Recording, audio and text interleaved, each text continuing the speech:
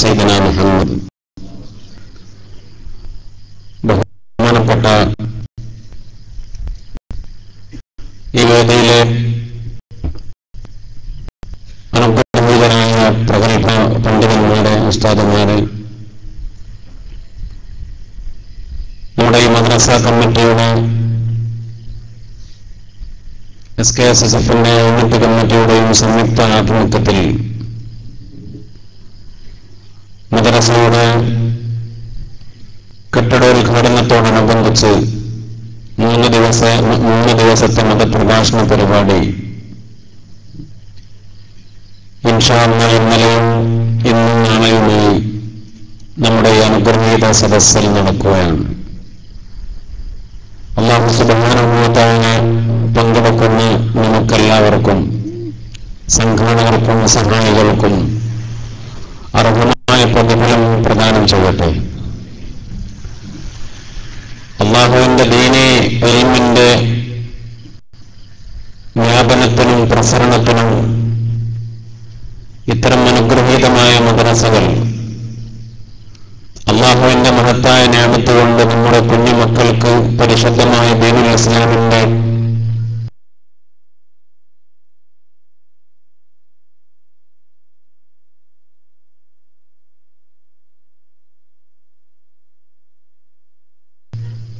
ബാലപാഠം പഠിപ്പിച്ചു കൊടുക്കാൻ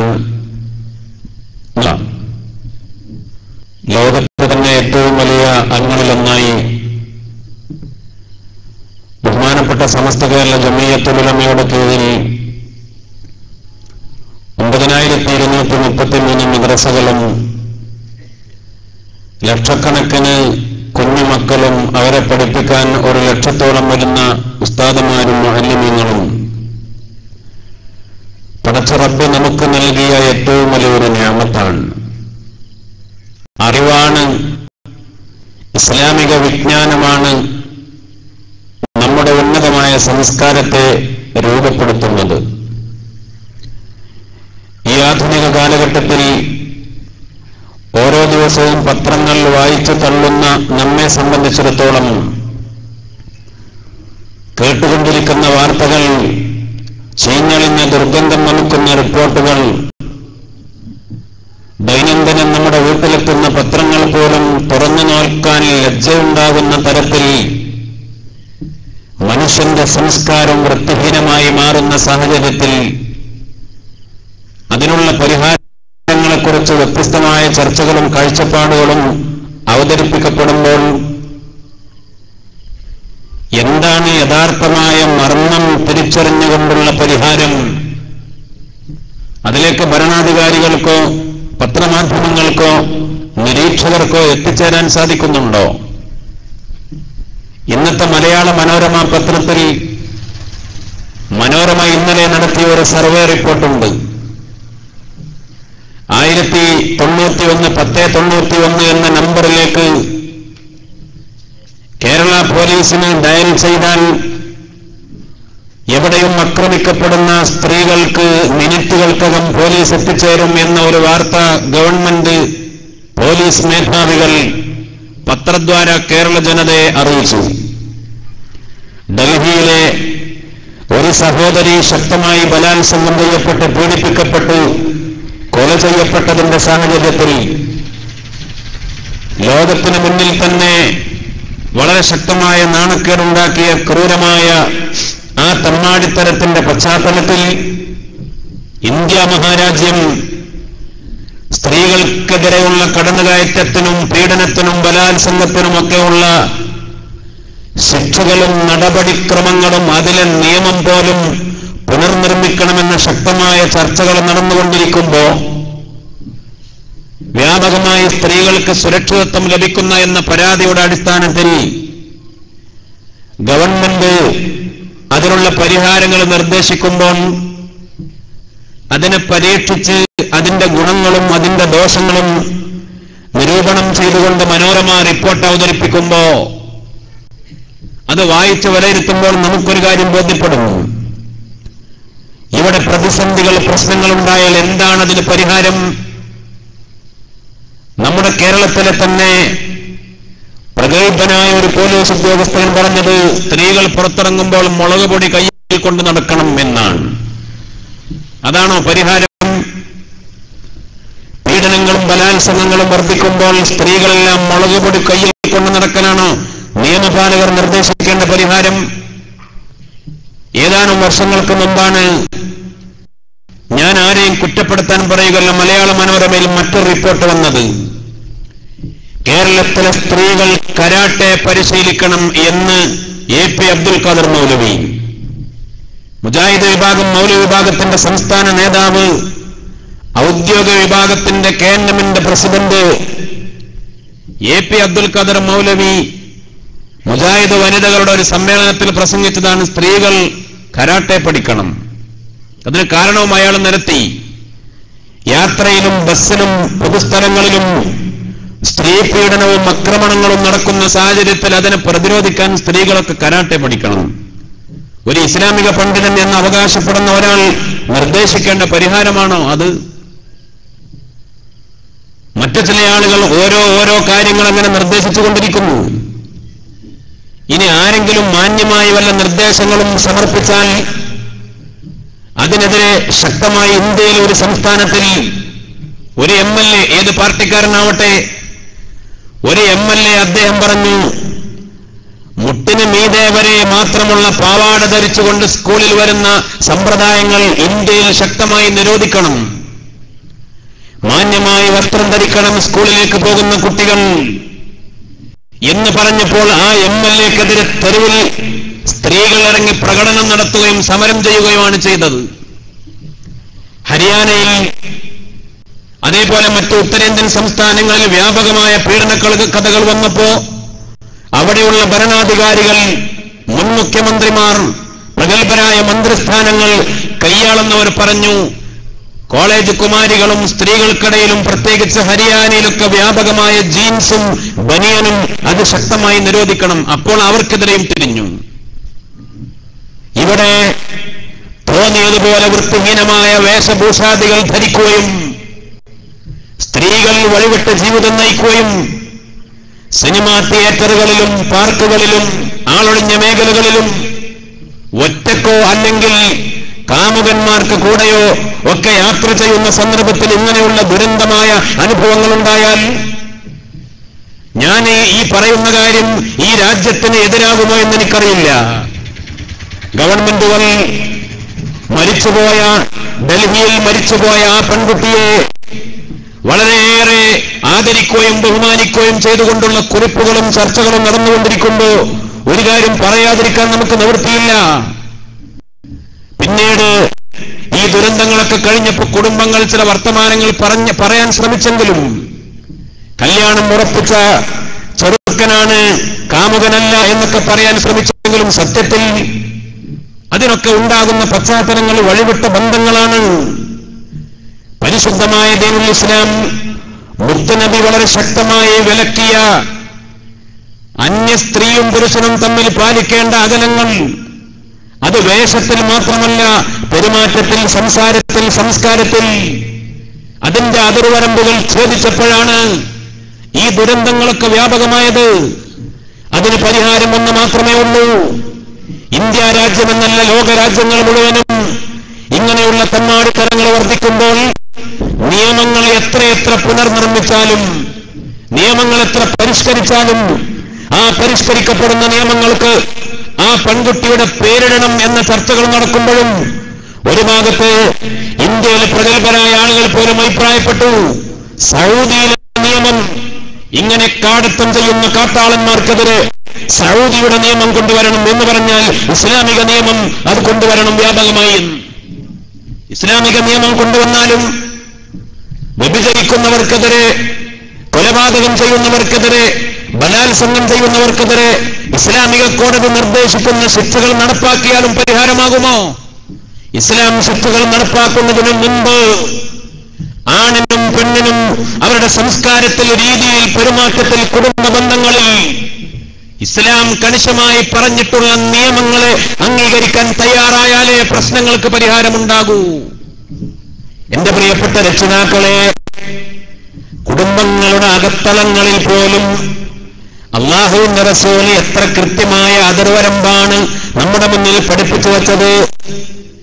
10 വയസ്സായ കുട്ടികളെ ഉമ്മമാരെ, 10 വയസ്സായ നമ്മുടെ പൊന്നോമന മക്കളാണെങ്കിൽ പോലും 10 വയസ്സായ കുട്ടികളെ, സ്വന്തം മക്കളെ കടപ്പറയിൽ നിന്ന് മാറ്റിക്കടത്തണം, കൂടെ കടത്തരുത് എന്ന് മാതാപിതാക്കളോട് കണിശമായി നിർദ്ദേശിച്ച മഹാനായ മുത്തുനബി സല്ലല്ലാഹു അലൈഹി വസല്ലം. മോന് 10 വയസ്സേ ആയിട്ടുള്ളൂ, ഉമ്മയുടെ കൂടെ കിടത്താൻ പാടില്ല. മകൾക്ക് 10 വയസ്സേ ആയിട്ടുള്ളൂ, ഉപ്പാന്റെ കൂടെ കിടത്താൻ പാടില്ല. കടപ്പറയിൽ സ്വന്തം മക്കളെ പോലും 10 വയസ്സായാൽ മാറ്റിക്കിടത്താൻ ഇസ്ലാം കണിശമായി നിർദ്ദേശിച്ചത് എന്തുകൊണ്ടാണ്? അകലം പാലിക്കേണ്ടിടത്ത് കൃത്യമായ അകലങ്ങൾ പാലിക്കണം. രാജാതിരാജനായ റബ്ബ് സുബ്ഹാനഹു വ തആല തൗഫീഖ് നൽകട്ടെ. വേഷഭൂഷാദികളിൽ കുഞ്ഞുമക്കൾ പോലും ആഗ്രഹിക്കപ്പെടുന്ന, മോഹം ജനിപ്പിക്കപ്പെടുന്ന പ്രായത്തിലെത്തുമ്പോ വളരെ കൃത്യമായ സമ്പൂർണമായ ഔറത്ത് മറച്ചുകൊണ്ട് പർദ്ദ, ഇന്നത്തെ പർദ്ദ മാത്രമല്ല, അതിനപ്പുറം പെണ്ണിന്റെ ശരീരം മുഴുവനും അന്യപുരുഷന്മാരിൽ നിന്ന് മറച്ചു പിടിക്കാൻ മഹാനായ മുത്തുനബി സല്ലല്ലാഹു അലൈഹി വസല്ലം തങ്ങൾ നിർദ്ദേശിക്കുമ്പോൾ ആ പരിഹാരത്തിലേക്ക്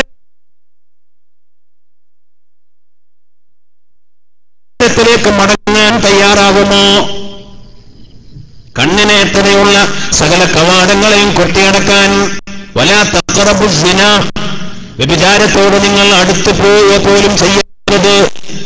പരിശുദ്ധമായ ഖുർആൻ പ്രഖ്യാപിക്കുമ്പോ ഇസ്ലാമിന്റെ യഥാർത്ഥമായ നിയമങ്ങളിലേക്ക്, കാഴ്ചപ്പാടുകളിലേക്ക് അതിനെ ബുദ്ധിയുള്ളവർ അംഗീകരിച്ചിട്ടുണ്ടല്ലോ. കേരളത്തിന്റെ അനുഗ്രഹീത സാഹിത്യകാരിയായിരുന്ന കമല സുറയ്യ ജീവിതത്തിന്റെ പല മേഖലകളിൽ അനുഭവങ്ങളുടെ അടിസ്ഥാനത്തിൽ പല കയ്പുനീരും കുടിച്ചതിന് ശേഷം അവസാനം കമല സുറയ്യ പരിശുദ്ധമായ ദീനുൽ ഇസ്ലാമിലേക്ക് കടന്നു വരാൻ ഏറ്റവും പ്രധാനപ്പെട്ട കാരണം പറഞ്ഞത് എന്താണ്? സ്ത്രീകൾക്ക് ഏറ്റവും വലിയ സുരക്ഷിതത്വം നൽകുന്നത് പരിശുദ്ധമായ ദീനുൽ ഇസ്ലാമാണ്. സ്ത്രീകൾക്ക് ഏറ്റവും നല്ല സുരക്ഷാ കവചം വസ്ത്രധാരണയിലെ പർദ്ദാരീതിയും പെരുമാറ്റത്തിൽ ഇസ്ലാം പഠിപ്പിച്ച അച്ചടക്കവും അന്യപുരുഷന്മാരിൽ നിന്ന് ഇസ്ലാം അകലാൻ പറഞ്ഞ ആ ശക്തമായ അതിർവരമ്പുകളും, ഇതാണ് മറ്റെല്ലാത്തിനേക്കാളും സ്ത്രീകൾക്ക് സുരക്ഷിതത്വം നൽകുക എന്ന പഠനത്തിൽ നിന്ന്, വാദത്തിൽ നിന്നാണ് കമല സുറയ്യ ഇസ്ലാമിനെ പുൽകാൻ തീരുമാനിച്ചത്. അള്ളാഹു നമുക്ക് മനസ്സിലാക്കാൻ തൗഫീഖ് നൽകട്ടെ. എന്ന് പറഞ്ഞാൽ സ്ത്രീകളെ ഒരിക്കലും ശക്തമായി അടിച്ചമർത്തുന്ന മതമല്ല ദീനുൽ ഇസ്ലാം. ദീനുൽ ഇസ്ലാം ഒരിക്കലും സ്ത്രീകളെ പുരുഷന്മാരുടെ വെപ്പാട്ടികളോ അടുക്കളയിലെ വേലക്കാരിയോ അടുക്കള പുഴുക്കളോ ആക്കിയിട്ടില്ല. സ്ത്രീകൾക്ക് ഇത്രയും വലിയ മഹത്വം നൽകിയ ഒരു പ്രത്യയശാസ്ത്രത്തെ, ഒരു മതത്തെ ദീനുൽ ഇസ്ലാം അല്ലാതെ നമുക്ക് പരിചയപ്പെടാൻ സാധ്യമല്ല. ഉമ്മമാരെ, നിങ്ങളുടെ പേരിൽ നിങ്ങളെക്കുറിച്ച് പറയുന്ന ഒരധ്യായം തന്നെ പരിശുദ്ധമായ ഖുർആനിലുണ്ട്. സൂറത്തുൻ നിസാ. ഖുർആനിൽ സൂറത്തുൽ റിജാൽ എന്ന പേരിൽ ഒരു അധ്യായമില്ല. 114 സൂറത്തുകൾ ഖുർആനിലുണ്ട്. വിശുദ്ധമായ ഗ്രന്ഥത്തിൽ സൂറത്തുൻ നിസാ എന്ന പേരിൽ, സ്ത്രീകളുടെ പേരിൽ ഒരു അധ്യായം തന്നെ, ഒരു സൂറത്ത് തന്നെ ഖുർആനിലുണ്ട്. മറിയം ബീവിയുടെ പേരിൽ ഖുർആനിൽ സൂറത്തുണ്ട്. നിരവധി മഹിളകളെ, സ്ത്രീരത്നങ്ങളെ പരിചയപ്പെടുത്തുന്ന വിശുദ്ധമായ ഖുർആൻ. ഈ അടുത്ത് ക്രിസ്തുമതത്തിൽ നിന്ന് ഇസ്ലാമിലേക്ക് കടന്നു വന്ന ഒരു പെൺകുട്ടി പറഞ്ഞത്, ഞാൻ ക്രിസ്ത്യാനിയായിരിക്കുന്ന സമയത്ത് ഏറ്റവും കൂടുതൽ ഇഷ്ടപ്പെട്ട മറിയം ബീവിയെ ക്രിസ്തുമതം പരിചയപ്പെടുത്തുന്നതിനേക്കാൾ ബഹുമാനത്തോടെ, ആദരവോടുകൂടെ പരിചയപ്പെടുത്തുന്നത് പരിശുദ്ധമായ ഖുർആനാണ്. സ്ത്രീകൾക്ക് ഏറ്റവും മാന്യമായ ബഹുമാനവും അധികാരങ്ങളും അവകാശങ്ങളും നൽകിയത് ദീനുൽ ഇസ്ലാമാണ്. ദീനുൽ ഇസ്ലാമിലാണ് സ്ത്രീകൾക്ക് സുരക്ഷിതത്വമെന്ന് മനസ്സിലാക്കി കടന്നു വന്നുകൊണ്ടിരിക്കുന്ന എത്രയോ സഹോദരിമാർ. അല്ലാഹു സുബ്ഹാനഹു വ തആല എത്ര വലിയ ഉന്നതമായ അധികാരങ്ങൾ, അവകാശങ്ങൾ ദുനിയാവിലും ആഖിറത്തിലും ഉമ്മമാരെ നമുക്ക് നൽകിയിട്ടുള്ളത്. മഹാനായ അഷ്റഫുൽ ഖൽഖ് ത്വഹ റസൂലുള്ളാഹി സ്വല്ലല്ലാഹു അലൈഹി വസല്ലം തങ്ങൾ സ്ത്രീകളുടെ ശാരീരിക മാനസികമായ പ്രകൃതിപരമായ അല്ലാഹു സുബ്ഹാനഹു വ തആല നൽകിയ കഴിവും കരുത്തും അതിനനുസരിച്ചുള്ള ഉത്തരവാദിത്തങ്ങളെ കടമകളെ ദീനുൽ ഇസ്ലാം നൽകിയിട്ടുള്ളൂ. ഒരു ഭാഗത്ത് ഇസ്ലാമിനെ സ്ത്രീകളുടെ പേരിൽ ശത്രുക്കൾ വിമർശിക്കാനുള്ള ഒരു കാരണം അനന്തര സ്വത്തിൽ മാതാപിതാക്കൾ മരണപ്പെട്ടാൽ കിട്ടേണ്ട അനന്തര സ്വത്തിൽ പുരുഷന്മാരുടെ പകുതിയെ സ്ത്രീകൾക്കുള്ളൂ എന്നാണ്. അത് അങ്ങനെ പറഞ്ഞു കേൾക്കുമ്പോൾ നമുക്ക് തോന്നും അത് ഇസ്ലാം അത് അനീതിയാണ്, പക്ഷപാതിത്വമാണ് ചെയ്തത് എന്ന്. സത്യത്തിൽ അങ്ങനെയാണോ? പുരുഷന്മാർക്കാണ് എപ്പോഴും എല്ലാ സാമ്പത്തികമായ ഉത്തരവാദിത്തങ്ങളും ഇസ്ലാം കൽപ്പിച്ചിട്ടുള്ളത്. സ്ത്രീകൾക്ക് സാമ്പത്തികമായ ഒരു ഉത്തരവാദിത്തം നൽകിയ കാലം കുഞ്ഞുപ്രായത്തിലും കുട്ടിക്കാലത്തുമാകുമ്പോ അവരെ സംരക്ഷിക്കാനുള്ള ഉത്തരവാദിത്തം പിതാക്കളാണ്. അവരെ കെട്ടിച്ചയച്ചാൽ പിന്നെ അവരുടെ 100% എല്ലാ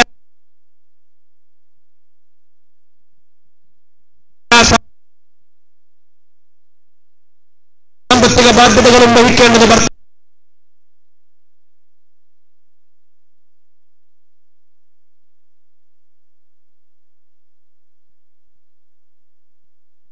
ഭർത്താക്കന്മാരാണ്.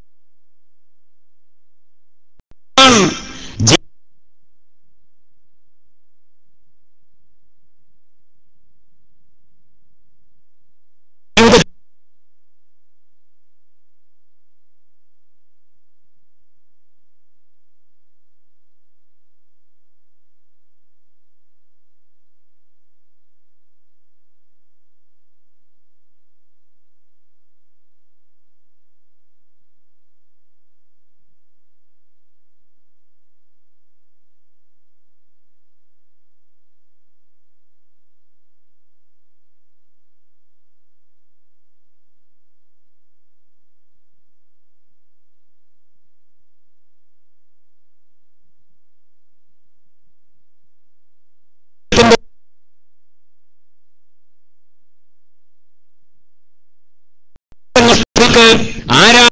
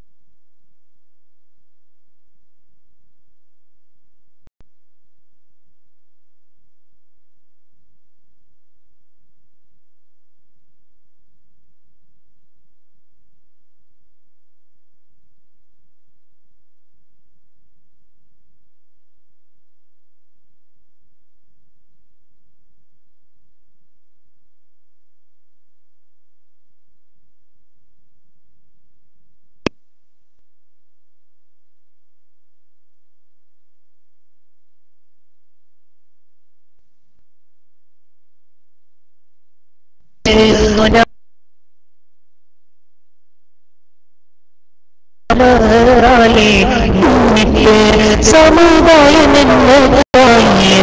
ചുള്ളൊരു സൂഫിവര്യരേ ഇൽമിലുമേറ്റം ഇബാദത്തിലുമിരുച്ച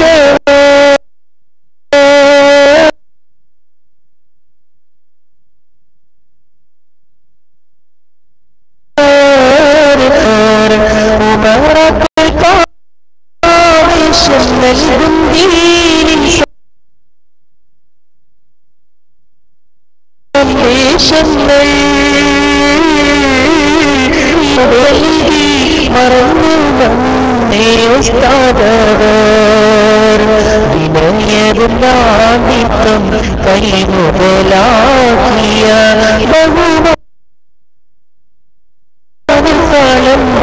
അഹദുനമേറാലെ നമ്മെ പിരിഞ്ഞല്ലോ ബഹുമാനി കാലം പടി ഉസ്താദവരെ നമ്മ ചൊരിഞ്ഞവരെ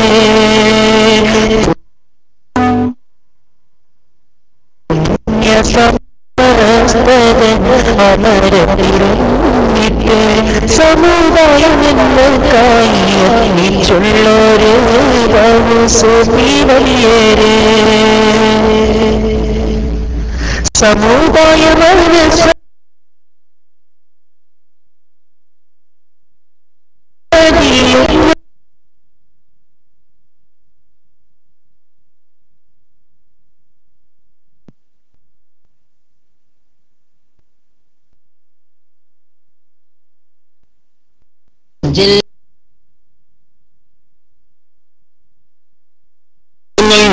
പരിശുദ്ധമായ ദീനുൽ ഇസ്ലാം പുരുഷന്മാർക്ക് പറഞ്ഞു വച്ചിട്ടുണ്ട്.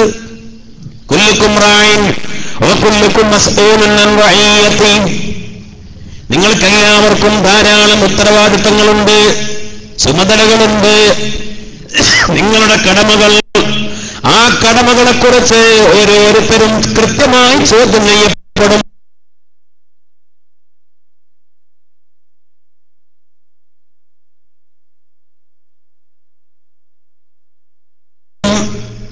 അല്ലാഹുവിന്റെ റസൂൽ പറഞ്ഞു. ആ ഹദീസിൽ കാണാം, അൽ മർഅതു റായിയത്തുൻ അലാ ബൈതി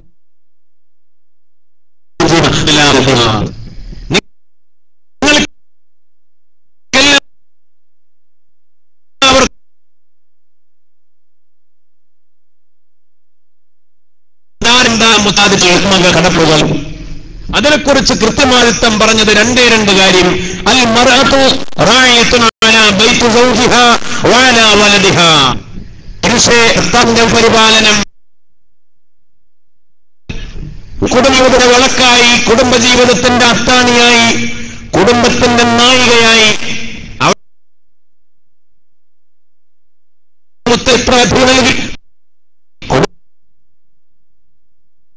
കുടുംബത്തിന്റെ അധികാരിയാണ്.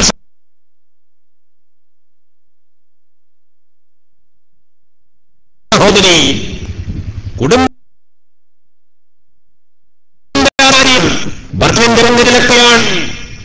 പിന്നെയോ വഅലാ വലദിഹാ, സന്താന പരിപാലനം, മക്കളെ എങ്ങനെ വളർത്തണം. സന്താനപരിപാലനത്തെ വലിയ ഉത്തരവാദിത്വം സ്ത്രീകൾക്ക്.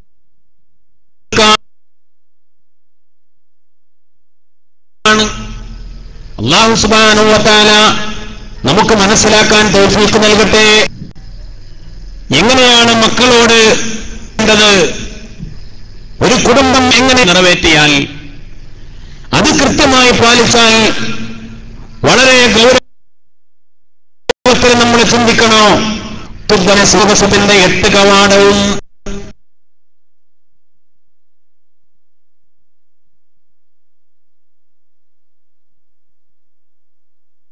തുറക്കടുക പറഞ്ഞ ജിക്കലയും മഹാസൗഭാഗ്യമാണ്. സിദ്ദീഖ് തങ്ങളെ കുറിച്ച് പറഞ്ഞിട്ടുണ്ട്, എട്ടുവാഴും പെടും.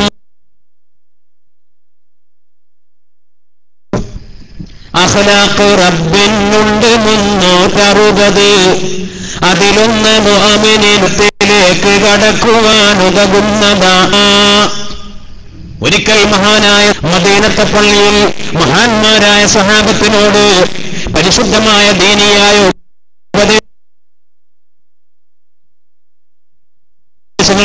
പറഞ്ഞുകൊണ്ടിരിക്കുന്ന കൂട്ടത്തിൽ പറഞ്ഞു രാജരായ റബ്ബിന് 360 തരത്തിലുള്ള സ്വഭാവ ഗുണങ്ങളുണ്ട്.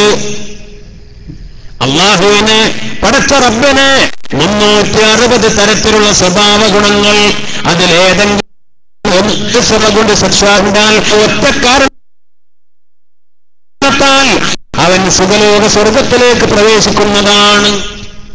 അള്ളാന്റെ ഒരു സ്വഭാവം, പടച്ച റബ്ബിന്റെ ഒരു സ്വഭാവം പ്രവരം കിട്ടുന്ന സഹാബത്ത് കേട്ടപ്പോ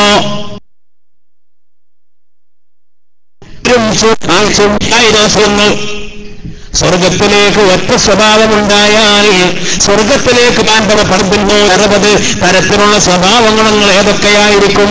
അപ്പോഴതാ ഒരാൾ എഴുന്നേറ്റ് നിന്നുകൊണ്ട് ചോദിക്കുന്നു, നബിയെ, അള്ളാന്റെ റസൂലേ, ഏതൊക്കെയാണ് ആ സ്വഭാവങ്ങൾ എന്നറിയാനല്ല, മുത്തുനബിയെ, ആ 360 സ്വഭാവങ്ങൾ ഞങ്ങളെ പഠിപ്പിച്ചു തരുമോ എന്നുള്ള ചോദ്യം ആരാ എഴുന്നേറ്റ് നിന്നത്?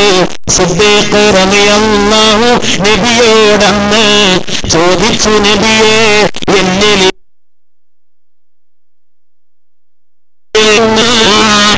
അള്ളാന്റെ റസൂലേ 360 സ്വഭാവങ്ങളും എനിക്ക് പഠിക്കണ്ട, എന്റെ എല്ലാ സ്വഭാവ ഗുണങ്ങളും അങ്ങ് വിശ്വസിച്ചവനല്ലേ ഞാൻ, വിതുര പോന്നവനല്ലേ, സന്തത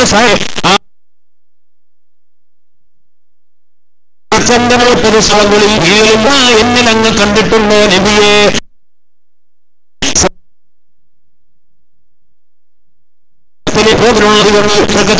മോഹം കൊണ്ട് മഹാനായ ശ്രീ നിങ്ങളിൽ കൊല്ലുമെന്നാണ് ഉടനടി തിരുമുസ്തഫായിൽ നിന്ന് വന്ന മറുപടി. മഹാനായ അബൂബക്കർ സിദ്ദീഖ് തങ്ങളെ പടച്ച റബ്ബിന്റെ 360 സ്വഭാവങ്ങൾ മുഴുവനും ഒന്നല്ല, അല്ലാഹുവിന്റെ 360 സ്വഭാവ ഗുണങ്ങളും സമ്മേളിച്ച ഈ ദുനിയാവിലേക്ക് പടച്ച റബ്ബ് നിഅമത്തിന്റെ ഈ ഉമ്മത്തിന്റെ നായകനായി 1,24,000 നബിമാര് കഴിഞ്ഞാൽ എല്ലാ മഹാന്മാരെക്കാളും മഹാന്മാരായ ഔലിയാക്കളെക്കാൾ, സിദ്ദീഖീങ്ങളെക്കാൾ, ശുഹദാക്കളെക്കാൾ ഏറ്റവും മഹാനായത് സിദ്ദീഖീങ്ങളുടെ നേതാവ് അബൂബക്കർ സിദ്ദീഖ് റളിയല്ലാഹു അൻഹുവാണ്. കഴിഞ്ഞുപോയവരും വരാനിരിക്കുന്നവരുമായ സിദ്ദീഖീങ്ങൾ എന്ന വിഭാഗത്തിലെ ഔലിയാക്കളിലെ മഹത്തുക്കളുടെ നായകനാണ് അബൂബക്കർ സിദ്ദീഖ് റളിയല്ലാഹു അൻഹു.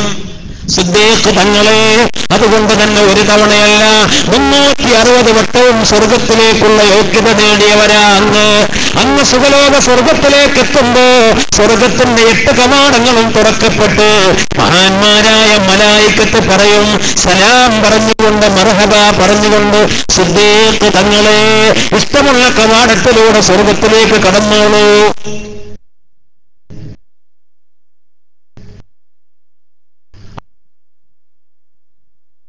അല്ലാഹുവിന്റെ റസൂല് സഹമാർക്കും ഇത്രവലികളുടെ മുന്നിൽ സ്വർഗത്തിന്റെ 8 വാതിൽ തുറക്കപ്പെടുന്നത് പോലെ മറ്റൊരു വിഭാഗം പറഞ്ഞത് നിങ്ങളെയാണ്.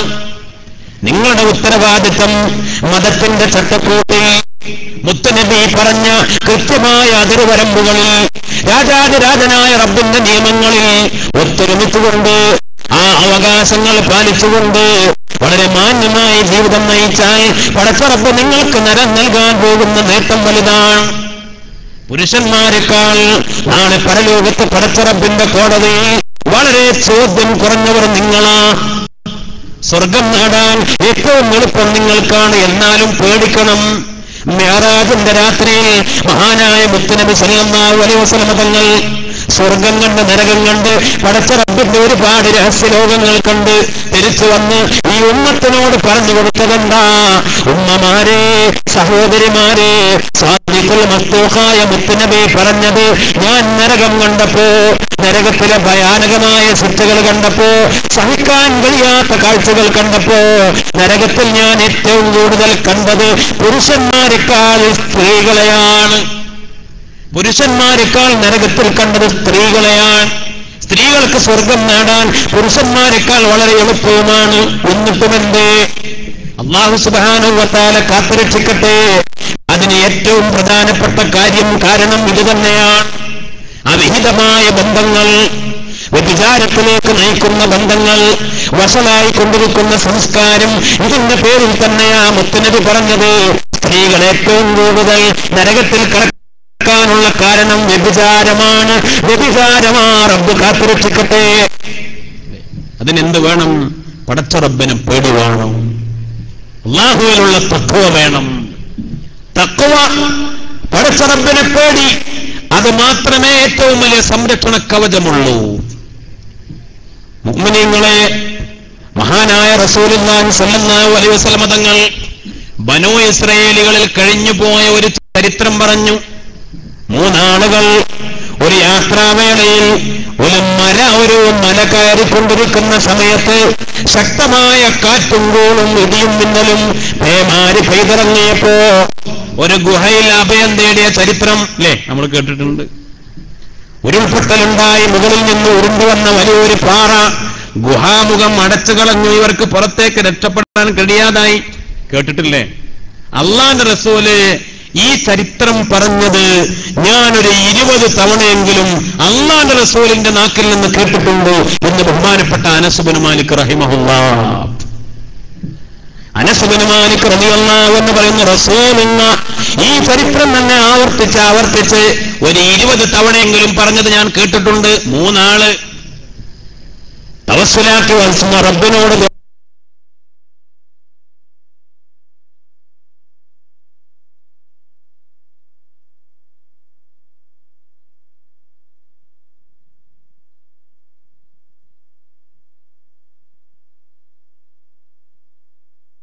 ഒരാൾ പറഞ്ഞത് ചെയ്യാത്ത കാര്യമാണ്.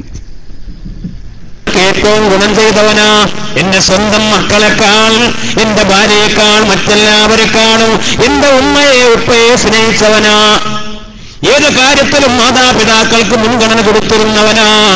ഭക്ഷണം കൊണ്ടുവന്നാൽ ഒരു ദിവസം കഷ്ടപ്പാടിന്റെ പട്ടിണിയുടെ ദിവസം ഞാൻ എന്റെ ജോലിക്ക് പോയി അവർക്ക് ഭക്ഷണം കൊണ്ടുവരാൻ ഒരൽപ്പം വൈകിപ്പോയി. എനിക്ക് കിട്ടിയ പണം കൊണ്ട് ഒരു പാത്രത്തിൽ പാല് വാങ്ങി ആ പാലുമായി വീട്ടിലേക്ക് വന്നപ്പോ എന്റെ ഉമ്മയും ഉപ്പയും ഉറങ്ങിപ്പോയിരുന്നു.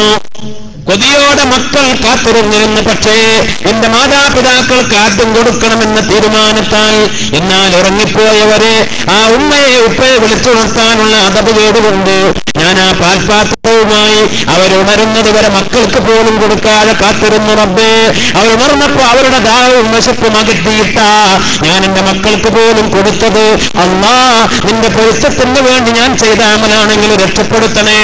പാറ ഒരൽപ്പം നീങ്ങി. മറ്റേ ആള് പറഞ്ഞു, പടച്ചവനെ, എനിക്ക് ഒരാൾ കൂലിപ്പണി ചെയ്യാൻ ജോലിക്ക് വന്നു, അയാൾ കൂലി വാങ്ങാൻ പോയി. അയാളുടെ കൂലി കൊണ്ട് ഞാന് ആടുമാടുകളെ വാങ്ങി, അവ പെറ്റുപെരുകി. കുറെ വർഷങ്ങൾ കഴിഞ്ഞപ്പോ അദ്ദേഹത്തിന്റെ ആ പണം കൊണ്ട് ധാരാളം ആടുമാടുകൾ, നാൽക്കാലികൾ ഒരുപാട് വളർന്നുണ്ടായി. കുറെ വർഷങ്ങൾ കഴിഞ്ഞ് അയാൾ തിരിച്ചു വന്ന് കൂലി ചോദിച്ചു. അപ്പൊ പറഞ്ഞു, ഇതൊക്കെ നിനക്കുള്ളതാണ്, എന്നെ കളിയാക്കാന്ന് ചോദിച്ചു. ഈ വിശാലമായ ആട്ടിൻപറ്റങ്ങൾ, നാൽക്കാലികൾ മുഴുവനും നിനക്കാണ് എന്ന് പറഞ്ഞപ്പോൾ ചോദിച്ചു, നിങ്ങൾ എന്നെ കളിയാക്കുകയാണോ? അപ്പോൾ കാര്യം പറഞ്ഞു, റബ്ബേ, കൂലി മാത്രം കൊടുത്താൽ അയാൾ തിരിച്ചു പോകുമായിരുന്നു, അയാൾ അറിയില്ല. പക്ഷേ സാമ്പത്തികമായ ഒരു ഇടപാട് അദ്ദേഹത്തിന്റെ പണം മൂലധനമായി ചെയ്തപ്പോ അത് മുഴുവനും അയാൾക്ക് ഞാൻ കൊടുത്തുവല്ല. ഞാൻ ചെയ്ത ഒരു സൽക്കർമ്മമാണെങ്കിൽ രക്ഷപ്പെടുത്തണേ. മൂന്നാമത്തെ ആള് പറഞ്ഞതെന്താ? 2 ആളുകൾ അവര് ജീവിതത്തിൽ ചെയ്ത മനോഹരമായ 2 നന്മകൾ പറഞ്ഞപ്പോ മൂന്നാമത്തെ ആള് പറഞ്ഞു, അല്ലാ, എന്റെ കുടുംബത്തിൽ സുന്ദരിയായ ഒരു പെൺകുട്ടി, ഞാൻ പലപ്പോഴും മോഹിച്ച അങ്ങേയറ്റം കൊതിയോടുകൂടെ നോക്കിക്കണ്ട ഒരു പെൺകുട്ടി, അവൾക്ക് കുറച്ച് പണം ആവശ്യമായി വന്നപ്പോ എന്നെ സമീപിച്ചപ്പോ അവളെ ഒറ്റ കരവത്തിൽ അവൾക്ക് പണം നൽകാമെന്ന മോഹന വാഗ്ദാനം നൽകി. എന്റെ ആഗ്രഹത്തിന് നിർബന്ധിച്ച് ആരാരും അറിയാതെ ഞാനും അവളും മാത്രം എന്റെ ആരോഗ്യമുള്ള കരവലയത്തിനെ അവളെ ഒതുക്കിയിട്ട് ഞാൻ അവളെ വ്യഭിചരിക്കാൻ ഒരുങ്ങിയപ്പോ അവൾ അവസാനം മനമില്ല മനസ്സോടുകൂടെ പടച്ച റബ്ബേ എന്റെ ഹൃദയത്തിൽ തുളച്ചു കയറുന്ന ഒരു വാക്ക് പറഞ്ഞു, ഇത്തഖില്ലാ, എന്റെ ചാരിത്രശുദ്ധി നഷ്ടപ്പെടുത്തരുത്, ഞാൻ പരിശുദ്ധയായി ജീവിച്ചവളാ. മനുഷ്യ, പടച്ചവനെ പേടിക്കണം കേട്ടോ, അള്ളാനെ പേടിക്കണം കേട്ടോ എന്ന് കൽബിലേക്ക് കൂരമ്പ് പോലെ കുത്തിത്തുളച്ച ഒരു വാക്ക് ഇത്തഖില്ല എന്ന് പറഞ്ഞപ്പോ അള്ളാ നിന്നെ പേടിച്ചുകൊണ്ട് മാത്രം ഞാൻ അതിൽ നിന്ന് പിന്മാറി, ഞാൻ വ്യഭിചരിച്ചില്ല അള്ളാ, ഞാനേ ചെയ്തത് നിന്നെ പേടിച്ചുകൊണ്ടാണെങ്കിൽ രക്ഷപ്പെടുത്തണേ എന്ന് പറഞ്ഞപ്പോ പാറ മുഴുവനായി നീങ്ങി അവര് 3 പേരും രക്ഷപ്പെട്ട ചരിത്രം മഹാനായ മുത്തുനബി സല്ലല്ലാഹു അലൈഹി വസല്ലമ തങ്ങൾ പറയുമ്പോ ആരാരും അറിയാതെ തമ്മാടിത്തരം തെറ്റു ചെയ്യാൻ അവസരം കിട്ടുമ്പോ പടച്ച റബ്ബിനെ പേടിച്ചുകൊണ്ട് മാത്രം, അള്ളാനെ പേടിച്ചുകൊണ്ട് മാത്രം പിന്മാറാൻ കഴിയുക, അതിനാ വിജയം. മറ്റുള്ള അതിർവരമ്പുകൾക്കൊക്കെ താൽക്കാലികമായ സംരക്ഷണമേ നൽകാൻ സാധിക്കുകയുള്ളൂ. യഥാർത്ഥമായ പടച്ചവനെ പേടി തഖ്വയുണ്ടാവുക. ഉമർ ഇബ്നുൽ ഖത്താബ് റളിയല്ലാഹു തആല അൻഹുവിന്റെ ഭരണകാലം മനോഹരമായ ചരിത്രങ്ങൾ നമുക്കറിയാം. ഉമർ റളിയല്ലാഹു അൻഹു യാത്ര പോയിരുന്നത് രാത്രികാലങ്ങളിൽ ഒഴിവ് വേളകളിൽ പകലും രാത്രിയുമൊക്കെ ജനങ്ങൾക്കിടയിലൂടെ യാത്രയായിരുന്നത്. ഒരു ദിവസം അകലെ ഒരു മലഞ്ചെരുവിലൂടെ ഉമർ ഇബ്നുൽ ഖത്താബ് തങ്ങൾ യാത്ര ചെയ്യുമ്പോ ഒരാട്ടിടയനായ ഒരു ചെറുപ്പക്കാരൻ ഈ ആടുകൾ ആരുടേതാണ്? ഉമർ റളിയല്ലാഹു അൻഹു ചോദിക്കുന്നത് ഭരണാധികാരിയ അമീറുൽ മുഅ്മിനീന ഉമർ ഇബ്നുൽ ഖത്താബാണ് എന്നറിയാത്ത തന്റെ ഖിലാഫത്തിന്റെ കീഴിലുള്ള അംഗങ്ങളെ മലഞ്ചെരുവിൽ ഈ കുട്ടി പറഞ്ഞു എന്റെ യജമാനന്റേതാണ്, ഈ യുവാവ് പറഞ്ഞു എന്റെ യജമാനന്റേതാ. മോനെ, ഒരാടിനെ എനിക്ക് തരുമോ? എനിക്ക് തരാൻ അവകാശമില്ല, ഞാൻ എന്റെ ഉടമയല്ല, എന്റേതല്ലല്ലോ, പിന്നെ ഞാൻ എങ്ങനെയാ നിങ്ങൾ കാടിനെ തരുക? മോനെ, വെറുതെയല്ല, ഇതാ സ്വർണ്ണ നാണയങ്ങളെ നീട്ടിക്കാണിച്ചുകൊണ്ട് ഉമർ ഇബ്നുൽ ഖത്താബ് പറഞ്ഞു പകരം സ്വർണ്ണ നാണയങ്ങൾ തരാം. അപ്പോൾ പറഞ്ഞു എനിക്ക് കച്ചവടം ചെയ്യാൻ അധികാരമില്ല, എന്നെ എന്റെ ഉടമ യജമാനൻ ഏൽപ്പിച്ചത് രാവിലെ കൊണ്ടുവന്ന് പുല്ല് മേച്ച് ആടുകളെ മേച്ച് നടന്ന് വെള്ളം കൊടുത്ത് വൈകുന്നേരം തിരിച്ചെത്തിക്കാൻ, കച്ചവടം ചെയ്യാൻ എനിക്ക് അധികാരമില്ല. മോനെ, കച്ചവടമാക്കണ്ട, സ്വർണ്ണ നാണയം നിനക്ക്, എനിക്ക് ആടിനെ കിട്ടും, അത് മുതലാളി അറിയണ്ട, അത് അറിയുകയില്ലല്ലോ. ഇനി അഥവാ അറിഞ്ഞാൽ 100 കണക്കിന് ആടുകൾ, ഒരാട് നഷ്ടപ്പെട്ടാൽ നിന്റെ മുതലാളി അറിയുമോ? അഥവാ അറിഞ്ഞാൽ അതിനെ ചെന്നായ പിടിച്ചു എന്നൊരു വാക്ക് പറഞ്ഞാൽ രക്ഷപ്പെടുകയും ചെയ്യാം. അതൊക്കെ പതിവല്ല മോനെ, സാധാരണയല്ലേ. അപ്പോൾ ഇത് കേട്ടപ്പോ ഈ ചെറുപ്പക്കാരൻ, ഈ യുവാവ് മുഖം ചുവപ്പിച്ചുകൊണ്ട് ഗൗരവത്തോടുകൂടെ പറഞ്ഞു മനുഷ്യ, എന്റെ യജമാനനെ കളവ് പറഞ്ഞ് പറ്റിക്കാൻ എനിക്ക് സാധിച്ചേക്കാം, അതിലൂടെ ഹറാമായ സമ്പത്ത് അമിതമായ പണം നേടാൻ എനിക്ക് സാധിച്ചേക്കാം. പക്ഷേ നമ്മെ കാണുന്ന ഈ സംസാരം കേൾക്കുന്ന ഒരു രഹസ്യവും കൽബിന്റെ ഉള്ളിലുള്ള രഹസ്യങ്ങൾ പോലും അറിയുന്ന ഒരുത്തനുണ്ട്. രാജാതിരാജനായ റബ്ബ്, അവനെ പേടിക്കണം കേട്ടോ, അവനെ സൂക്ഷിക്കണം കേട്ടോ.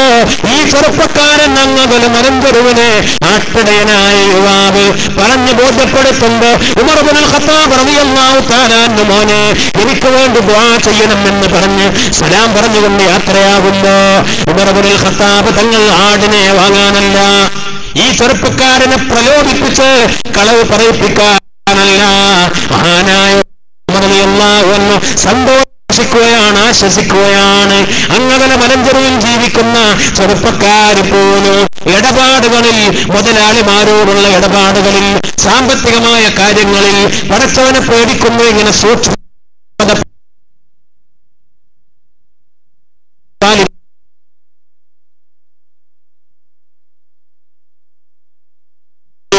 സമൂഹത്തോടൊപ്പിച്ചു പോരുന്ന ലോകം കണ്ട മാതൃകാ ഭരണാധികാരി ഉമർ ഇബ്നുൽ ഖത്താബ്. മുഅ്മിനീങ്ങളെ ചിന്തിക്കണം, അതാണ് ഇസ്ലാമുണ്ടായ പരിവർത്തനം. അവിടെയാണ് ഈ മാറ്റം കൊണ്ട് പ്രതിസന്ധികൾക്ക് പരിഹാരമുണ്ടാവുകയുള്ളൂ. ഉമ്മമാരെ, നമ്മുടെ മദ്രസകൾ, പരിശുദ്ധമായ ദീനിന്റെ കേന്ദ്രമായ മദ്രസകൾ, ഈ പാഠങ്ങൾ പഠിപ്പിക്കാൻ, നമ്മുടെ മക്കൾക്ക് തഖ്വയും ഇഖ്ലാസും ദീനിന്റെ മൂല്യങ്ങളും അവരുടെ സൽസ്വഭാവങ്ങളും രൂപപ്പെടുത്താനുള്ള ഏറ്റവും വിശുദ്ധമായ കേന്ദ്രങ്ങളാണ്. ദുനിയാവിലും ആഖിറത്തിലും നമ്മുടെ ഏറ്റവും വലിയ സ്വത്ത് സമ്പാദിക്കാനാ. ഒരാൾ മരിച്ചുപോയാൽ മുത്തനബി പറഞ്ഞല്ലോ എല്ലാം മുറിഞ്ഞു പോകും, അമലൊക്കെ മുറിഞ്ഞു, നിസ്കാരം അവസാനിച്ചു അല്ലേ. ഇപ്പൊ അങ്ങ് മരിച്ചാൽ ഇപ്പോ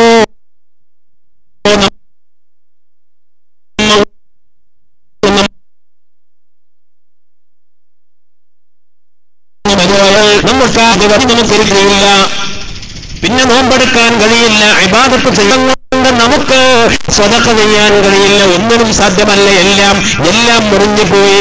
3 കൈവഴികൾ ഒഴികെ മുത്തനബി പറഞ്ഞതെന്താ?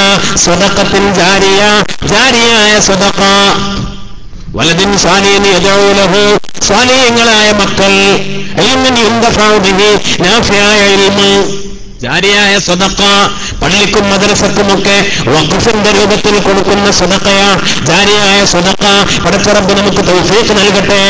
മനോഹരമായ ഈ മദ്രസ, മനോഹരമായ പള്ളി, കാരണം നമ്മൾ അതിനു വേണ്ടി പണം ചെലവഴിച്ചാൽ, നാം അതിനു വേണ്ടി പണം നീക്കി വെച്ചാൽ, സംഭാവന കൊടുത്താൽ, അൽഹംദുലില്ലാഹ് എത്ര വലിയ നിഅമത്താണ്.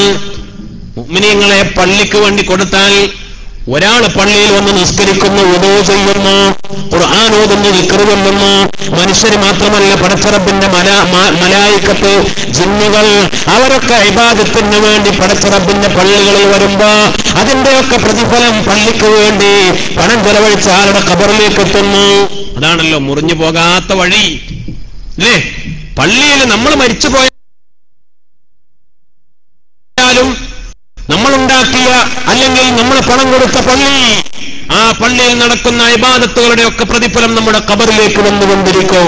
മദ്രസ, ഓരോ ദിവസവും നേരം പുലർന്നാൽ കുഞ്ഞുമക്കൾ 7 മണി അല്ലെങ്കിൽ പല മദ്രസകളിലും അതിനു മുമ്പ് മദ്രസയിലേക്ക് കുഞ്ഞുമക്കളെത്തിയിട്ട് നിങ്ങൾ ചിന്തിച്ചാലോ, 12 ലക്ഷത്തോളം വരുന്ന കുഞ്ഞുമക്കൾ പരിശുദ്ധമായ സൂറത്തുൽ ഫാത്തിഹ ഓതി തുടങ്ങുകയാ, ഖുർആൻ ഓതുന്നു, ഖുർആൻ പഠിക്കുന്നു, ദീനിയായ കാര്യങ്ങൾ, മുത്തനബിയുടെ ഹദീസുകൾ, പരിശുദ്ധമായ ദീനിന്റെ കാര്യങ്ങൾ, അഖീദയും അഖ്ലാഖും തജ്വീദും തസവ്വുഫും ഫിഖ്ഹും എല്ലാം പഠിച്ചുകൊണ്ട് അവര് 3 സ്വലാത്ത് ചൊല്ലിയിട്ട് പുറത്തു വരുമ്പോ 12 ലക്ഷം കുഞ്ഞുമക്കൾ 3 സ്വലാത്ത് ഓരോ ദിവസവും ചൊല്ലിയ എത്ര സ്ഥലത്തായി? 12 ലക്ഷം കുട്ടികള് ഓരോ ദിവസവും 3 സ്വലാത്തല്ല, എത്ര, 1 മിനിറ്റ് വേണോ? 3 സ്വലാത്ത് കൊല്ലാൻ എത്ര ചുരുങ്ങിയ സമയങ്ങൾ, സെക്കൻഡുകളെ കൊണ്ട് ചൊല്ലിത്തീർക്കുന്ന സ്വലാത്ത്, 3 സ്വലാത്ത് 12 ലക്ഷം കുഞ്ഞുമക്കൾ ചൊല്ലിയാൽ 36 ലക്ഷം സ്വലാത്ത് ഓരോ ദിവസവും പുണ്യമാക്കപ്പെട്ട മദീന മുനവ്വറയിലേക്ക് നമ്മുടെ ഈ മലയാള മണ്ണിൽ നിന്ന് എത്തുമ്പോൾ ചിന്തിച്ചോളൂ. സെക്കൻഡുകൾ കൊണ്ട് നമ്മുടെ മക്കൾ ചെയ്യുന്ന ആ ഒരു അമലിന്റെ കൂലി മാത്രം പുണ്യമാക്കപ്പെട്ട മദീനയിലേക്ക് എത്തിയാൽ എത്ര വലിയ നിയമത്താണ്. വർഷത്തിൽ ഒരിക്കൽ ഒരു ദിവസം പ്രാർത്ഥനാ ദിനം ഇതായി വരാനുണ്ട്. സമസ്ത പ്രഖ്യാപിച്ചതാണ്. ഒരു ദിവസം ഐക്യസഭ ദിനാചരിക്കും, പല ദിനങ്ങളും ആചരിക്കും. സമസ്ത ലക്ഷക്കണക്കിന് കുഞ്ഞുമക്കൾ, പണ്ഡിതന്മാർ, ഉസ്താദുമാർ എല്ലാവരും എല്ലാ മദ്രസകളിലും പ്രാർത്ഥനാ ദിനം ഖുർആൻ ഓതി, യാസീൻ ഓതി മരിച്ചുപോയ ആളുകൾക്ക് വേണ്ടി ദുആ ചെയ്യുന്നു. മരിച്ചുപോയ നമ്മുടെ ഉസ്താദുമാർ, ആലിമീങ്ങൾ, മഹാന്മാർ, അപ്രകാരം തന്നെ നമ്മുടെ നാട്ടിൽ നിന്ന് മരിച്ചുപോയ ഖബറാളികൾ, അവർക്കൊക്കെ വേണ്ടി ലക്ഷക്കണക്കിന് കുട്ടികളും ഉസ്താദുമാരും ഒന്നിച്ച് ദുആ ചെയ്യുന്ന ഒരു ദിവസം. മുഅല്ലിം ഡേ കഴിഞ്ഞു അന്ന് സമസ്ത പറഞ്ഞ നിർദ്ദേശങ്ങൾ കഴിയുമെങ്കിൽ മദ്രസയിലെ കുട്ടികൾ, ഉസ്താദുമാരെല്ലാവരും അവരവരുടെ നാട്ടിലെ ഖബർസ്ഥാനുകളിൽ പോയിട്ട് എല്ലാ ഖബർസ്ഥാനുകളും സിയാറത്ത് ചെയ്ത് എല്ലാ ഖബറാളികൾക്കും വേണ്ടി ദുആ ചെയ്യുക. മദ്രസയിൽ വെച്ചുകൊണ്ട് ദുആ ചെയ്യുക. മരിച്ചുപോയ ആളുകൾ ഓർക്കുക, അവർക്ക് വേണ്ടി ദുആ ചെയ്യാൻ. അൽഹംദുലില്ലാഹ്, എത്ര വലിയ നിഅമത്താ. അല്ലാഹു നമുക്ക് തൗഫീഖ് നൽകി അനുഗ്രഹിക്കട്ടെ അല്ലേ. അപ്പോ നമ്മൾ മദ്രസക്ക് വേണ്ടി പണം ചെലവഴിച്ചാൽ, അതിനുവേണ്ടി പണം ചെലവഴിച്ചാൽ ഇതിന്റെ ഒക്കെ കൂലി മദ്രസയിൽ നടക്കുന്ന ഇൽമിന്റെ ഓരോ ദിവസവും മജ്ലിസുൽ ഇൽമി റൗളത്തുൻ മിൻ റിയാദിൽ ജന്ന, ഓരോ ദിവസവും കുട്ടികൾ മദ്രസയിലേക്ക് എത്തിയാൽ പിന്നെ അത് സ്വർഗത്തിന്റെ പൂന്തോപ്പാണ്, ഇൽമിന്റെ മജ്ലിസാണ്, റൗളത്തുൻ മിൻ റിയാദിൽ ജന്നയാണ്. കുട്ടികൾ മദ്രസയിലേക്ക് വരുമ്പോ, മുത്താലിമീങ്ങൾ ദർസിലേക്ക് പോകുമ്പോ, ഇൽമ തേടിയിട്ട് ഇനി വഅദിന്റെ സദസ്സിലേക്ക്, ഇൽമിന്റെ മജ്ലിസിലേക്ക് നമ്മൾ വരുമ്പോ, ഇൽമിന്റെ സദസ്സ്, ഇൽമിന്റെ ക്ലാസ്, മദ്രസ, ദർസ്, വഅദ് ഏത് വേദിയിലേക്ക് പോകുന്നവർക്ക് അള്ളാഹുവിന്റെ റഹ്മത്തിന്റെ മലായികത്ത് തണലിട്ട് കൊടുക്കുമെന്ന് മുത്തുനബി സല്ലല്ലാഹു അലൈഹി വസല്ലം. അവരുടെ ദുആ പടച്ച റബ്ബ് കബൂലാക്കും. ഈ വലിയ നിയമത്തിന്റെ കേന്ദ്രമായ മദ്രസ, അതിനുവേണ്ടി നമ്മൾ പണം ചെലവഴിച്ചാൽ, അത് നല്ല നിയത്തോടുകൂടെ നൽകിയാൽ അതിന്റെ പ്രതിഫലം മരണാനന്തരം നമ്മുടെ ഖബറിലേക്ക് വന്നുകൊണ്ടിരിക്കുന്നതാ. രാജാതിരാജനായ റബ്ബ് തൗഫീഖ് നൽകി അനുഗ്രഹിക്കട്ടെ. സാന്ദർഭികമായി ഓർമ്മപ്പെടുത്താൻ എന്റെ പ്രിയപ്പെട്ട രക്ഷിതാക്കളെ, ഉമ്മമാരെ, സഹോദരിമാരെ, പരമാവധി നമുക്ക് കിട്ടിയ ഒരു അവസരമാണിത്. ഇത് വലിയൊരു നിഅമത്തിന്റെ സന്ദർഭമാണ്. 2-3 ദിവസത്തെ വഅദിന്റെ വേദി ബഹുമാനപ്പെട്ട തങ്ങൾ ഉദ്ഘാടനം ചെയ്തെന്ന് നമ്മുടെ മദ്രസ അതിനോടനുബന്ധമായി സംഘടിപ്പിച്ച വഅദിന്റെ വേദി. ഈ വേദിയിൽ നമ്മൾ സദഖ ചെയ്യുമ്പോ, സംഭാവന ചെയ്യുമ്പോ പ്രത്യേകമായ കൂട്ടപ്രാർത്ഥനകൾ നടക്കുകയാണ്. അല്ലാഹു തൗഫീഖ് നൽകി അനുഗ്രഹിക്കട്ടെ. വിശിഷ്യ ഇൻഷാ അല്ലാഹ് നാളെ ബഹുമാനപ്പെട്ട സമസ്ത കേരള ജംഇയ്യത്തുൽ ഉലമയുടെ ആദരണീയനായ നായകൻ ബഹുമാനപ്പെട്ട ശൈഖുന ആനക്കര കോയക്കുട്ടി ഉസ്താദ് മഹാനവറുകൾ അല്ലാഹു ദീർഘായുസ്സ് പ്രദാനം ചെയ്യട്ടെ. ഉസ്താദിന്റെ നേതൃത്വത്തിൽ നമ്മുടെ ഈ സദസ്സിൽ വെച്ച് പ്രത്യേകമായ ദുആ മജ്ലിസ് നടക്കാനിരിക്കുകയാണ്. ഇന്ന് വെള്ളിയാഴ്ച രാവാണ്, ശ്രേഷ്ഠമായ ഒരു സമയമാണ്. പടച്ച റബ്ബ് നമുക്ക് തൗഫീഖ് നൽകി അനുഗ്രഹിക്കട്ടെ. ഈ പുണ്യമായ ദിവസങ്ങൾ ഇന്നും നാളെയുമായി നമ്മെക്കൊണ്ട് കഴിയുന്ന രൂപത്തിൽ പരമാവധി സദഖകൾ നമ്മുടെ ഈ പുണ്യമാക്കപ്പെട്ട അനുഗ്രഹീതമായ മദ്രസക്ക് നിർവഹിക്കണം.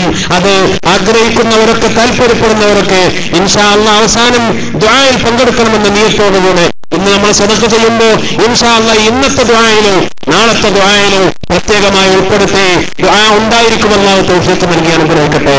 രണ്ടാമത്തെ കാര്യം, വലദിൻ സാലിഹിൻ യദഊ ലഹു, മരിച്ചുപോയ മാതാപിതാക്കൾക്ക് വേണ്ടി ദുആ ചെയ്യുന്ന സ്വാലിഹീങ്ങളായ സന്താനങ്ങൾ. 2 കാര്യമാ മുത്തനബി പറഞ്ഞത്. സ്വാലിഹീങ്ങളായ മക്കളായാൽ പോരാ, ദുആ ചെയ്യുന്നവരാവണം. ദുആ ചെയ്യുന്നവരായാൽ പോരാ, സ്വാലിഹീങ്ങളുമാവണം. സ്വാലിഹീങ്ങളാവണം, ദുആ ചെയ്യുന്നവരുമാവണം. വലദിൻ സാലിഹിൻ യദഊ ലഹു തമറു അഖാരിബി ജനബാതി ഖബ്രി كأن أقاربي لم يعرفوني تمر ഖബറാളികളുടെ വേദനകൾ, ഖബറാളികളുടെ ധർമ്മസങ്കടങ്ങൾ മഹാന്മാര് രേഖപ്പെടുത്തുകയാ. ഖബറാളികൾ വേദനിച്ച് വിളിച്ചു പറയുന്നത്, പടച്ചവനെ, എനിക്കെന്തിനാ മക്കളുണ്ടായത്, എനിക്കെന്തിനാ കുടുംബക്കാരുണ്ടായത്, ഞാൻ ചോര നീരാക്കി കഠിനാധ്വാനം ചെയ്തുണ്ടാക്കിയ സമ്പത്ത് അനന്തര സ്വത്തായി ദുനിയാവിൽ സുഖലോലുപരായി ജീവിച്ചുകൊണ്ടിരിക്കുന്ന അനന്തരാവകാശികൾ, കുടുംബക്കാര്, മക്കള്, അവരങ്ങനെ ദുനിയാവിൽ ജീവിക്കുന്നു. അവരെന്റെ ഖബർസ്ഥാന്റെ അരികിലൂടെ പോലും നടന്നു പോകുന്നു. മരിച്ചുപോയ ഉമ്മാക്ക് വേണ്ടി, മരിച്ചുപോയ ഉപ്പാക്ക്, കുടുംബക്കാർക്ക് വേണ്ടി അവരെ ഓർത്തുകൊണ്ട് ഒരു ഫാത്തിഹ ഓതാൻ, ഒരു യാസീൻ ഓതാൻ, പരിശുദ്ധമായ ഖുർആൻ ഓതാൻ, ദുആ ചെയ്യാൻ, സദഖ ചെയ്യാൻ, നല്ല കാര്യം ചെയ്യാൻ, മരിച്ചുപോയവർക്ക് വേണ്ടി ഒന്നും ചെയ്യാത്ത അനന്തരാവകാശികൾ, മക്കള്, കുടുംബക്കാരുണ്ടാകുമ്പോ വേദനിച്ച് കരയുകയാണ് അവരെ.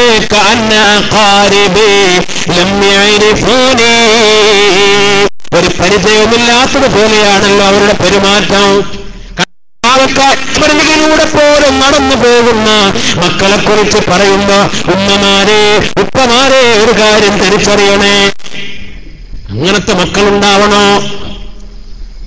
ഉപ്പ മരിച്ചു എന്ന വാർത്ത ഗൾഫിലേക്ക് വിളിച്ചു പറഞ്ഞപ്പോ ഉടൻ തന്നെ മകന്റെ തിരിച്ചുള്ള കമന്റ്, വാപ്പാന്റെ മയ്യത്തിന്റെ ചുറ്റുഭാഗത്ത് വീട്ടിലിരുന്ന് പള്ളിയിൽ നിന്ന് മുത്താലിമീങ്ങളെ വിളിച്ച് ഖുർആൻ ഓതരുത്, വീട്ടുകാരാ വാപ്പ മയ്യുണ്ട് പോകുമ്പോ ലാ ഇലാഹ ഇല്ലല്ലാഹ് എന്ന ദിക്ർ ചൊല്ലരുത്, ഖബറടക്കം കഴിഞ്ഞ് തൽഖീൻ പാടില്ല, അവിടെ ഫാത്തിഹ വിളിച്ച് ദുആ ചെയ്യാൻ പാടില്ല, സത്തപ്പുര കെട്ടാനേ പാടില്ല, 3-ന്റെ അന്നോ 7-നോ 40-നോ അല്ലെങ്കിൽ തുടർന്നുള്ള ദിവസങ്ങളിലോ മൗലിദ് ഓതരുത്, ഒരു കാര്യവും ചെയ്യണ്ട, മരിച്ച ഖബറാലിക്ക് വേണ്ടി 70,000 ദിക്ർ ചൊല്ലണ്ട, പ്രത്യേക കൂട്ടപ്രാർത്ഥന നടത്തണ്ട, മരിച്ചുപോയ വാപ്പാക്ക് വേണ്ടി ഒന്നും ചെയ്യണ്ട എന്ന കാര്യങ്ങൾ എണ്ണി മുടക്ക് പറയുന്ന മക്കളുണ്ടാവണോ? അള്ളാഹു കാത്തു രക്ഷിക്കട്ടെ. അല്ലേ, എന്താ കാര്യം, എന്താ ദുനിയാവ്? നമ്മൾ വളരെ ഗൗരവത്തിൽ ചിന്തിക്കണം. ഓരോ കാര്യത്തെ അങ്ങനെ എതിർക്കുക. നിബിധനം പാടില്ല, മൗനം ഓതാൻ പാടില്ല, ഒന്നും പാടില്ല പാടില്ല പാടില്ല പാടില്ല. നിബിധനം പാടില്ല എന്ന് പറഞ്ഞിരുന്ന ആളുകൾ ഇപ്പൊ ചില ആളുകളൊക്കെ പറയുന്നത് നല്ലോണം നിബിധനം ആഘോഷിക്കണം. ഡോക്ടർ യൂസുഫുൽ ഖർദാവി പല ആളുകൾക്കും നമ്മുടെ നാടുകളിലെ പല പ്രസ്ഥാനങ്ങൾക്കും ആരാണ് ഡോക്ടർ യൂസുഫുൽ ഖർദാവി? അഹ്ലുസുന്നത്ത് വൽ ജമാഅത്തിന്റെ വിശ്വാസധാരയിലുള്ള നമ്മെ സംബന്ധിച്ചിടത്തോളം നമ്മൾ ബഹുമാനപ്പെട്ട ഇമാം ശാഫിഈ റളിയല്ലാഹു തആല അൻഹുവിന് മദ്ഹബിന്റെ ഇമാമുകൾക്ക് വിശ്വാസധാരയിൽ ബഹുമാനപ്പെട്ട അശ്അരി ഇമാമിനും മാതുരിദി ഇമാമിനും മഹാന്മാർക്കൊക്കെ നൽകുന്ന സ്ഥാനം, അതിനേക്കാൾ വലിയ സ്ഥാനം നൽകുന്ന മദ്ഹബിന്റെ ഇമാമുകളെ തള്ളിപ്പറയുമ്പോഴും ഡോക്ടർ യൂസുഫുൽ ഖർദാവിയെ പിൻപറ്റുന്ന ആധുനിക കാലഘട്ടത്തിലെ നമ്മുടെ നാടുകളിലെ ചില പ്രസ്ഥാനക്കാർ, വിദേഹത്തുകാര്, അവരറിഞ്ഞോ എന്ന് എനിക്കറിഞ്ഞു. ഡോക്ടർ യൂസുഫുൽ ഖർദാവിയോട് അയാളുടെ വെബ്സൈറ്റിലൂടെ നബിദിനത്തെക്കുറിച്ച് ചോദ്യം ചോദിച്ചപ്പോ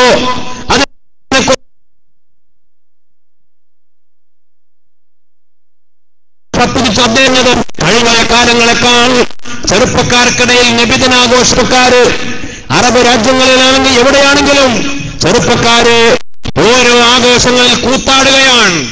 ഗൾഫ് നാടുകളിൽ ജോലി ചെയ്ത ആളുകൾക്കൊക്കെ അറിയാം, ഈ കഴിഞ്ഞ ന്യൂ ഇയറിലും ഓരോ ഗൾഫ് രാജ്യങ്ങളിലും ന്യൂ ഇയറിന്റെ പേരിലൊക്കെ അറബികളൊക്കെ പിടിപിടിച്ച പണം എത്രയാണ്, കൂത്താട്ടങ്ങൾ എത്രയാണ്.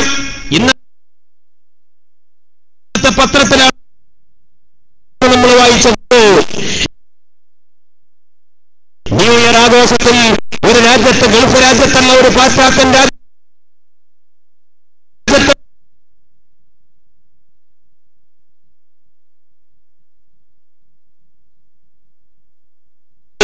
നൂറെന്നയാൾ അതിൽ ധാരാളം കുട്ടാണനാണെടുത്ത് 100 വരുന്ന ആളുകൾ മരിച്ചുപോയി.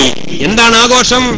100ഓളം വരുന്ന ആളുകൾ മരിച്ചു പോകുന്ന തരത്തിൽ വരെ വൃത്തികെട്ട ആഘോഷങ്ങൾ. പ്രത്യേകിച്ച് മുസ്ലിം ഉമ്മത്ത് പഴയ വയസ്സായ ആളുകളോട് വയസ്സെത്രയായി എന്ന് ചോദിച്ചിട്ട് കമ്മട്ടം പറയും, മുലരൊരു 75-80 കൂട്ടിക്കോളി എന്ന് പറയും. വയസ്സറിയോ? പറയാനില്ല, കാരണം ജന്മദിനം എന്ന് അറിഞ്ഞോടാ.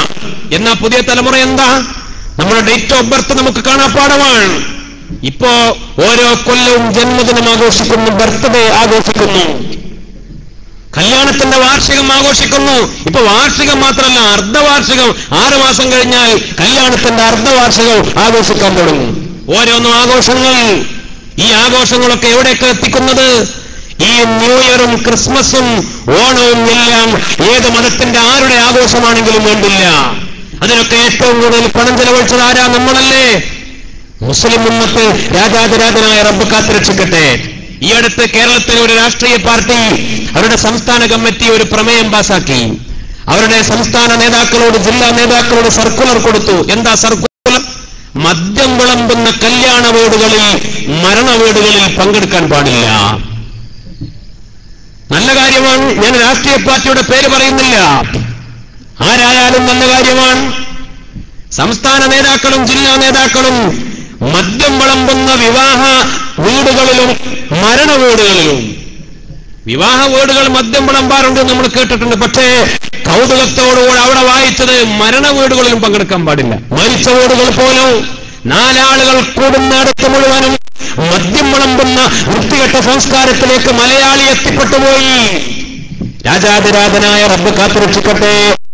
ഉമ്മമാരെ, എന്റെ പ്രിയപ്പെട്ട രക്ഷിതാക്കളെ, നമ്മുടെ മക്കൾ സാലിഹീങ്ങളാവണം, ദുആ ചെയ്യുന്ന മക്കളാവണം. അല്ലാഹു തൗഫീഖ് ചെയ്യട്ടെ.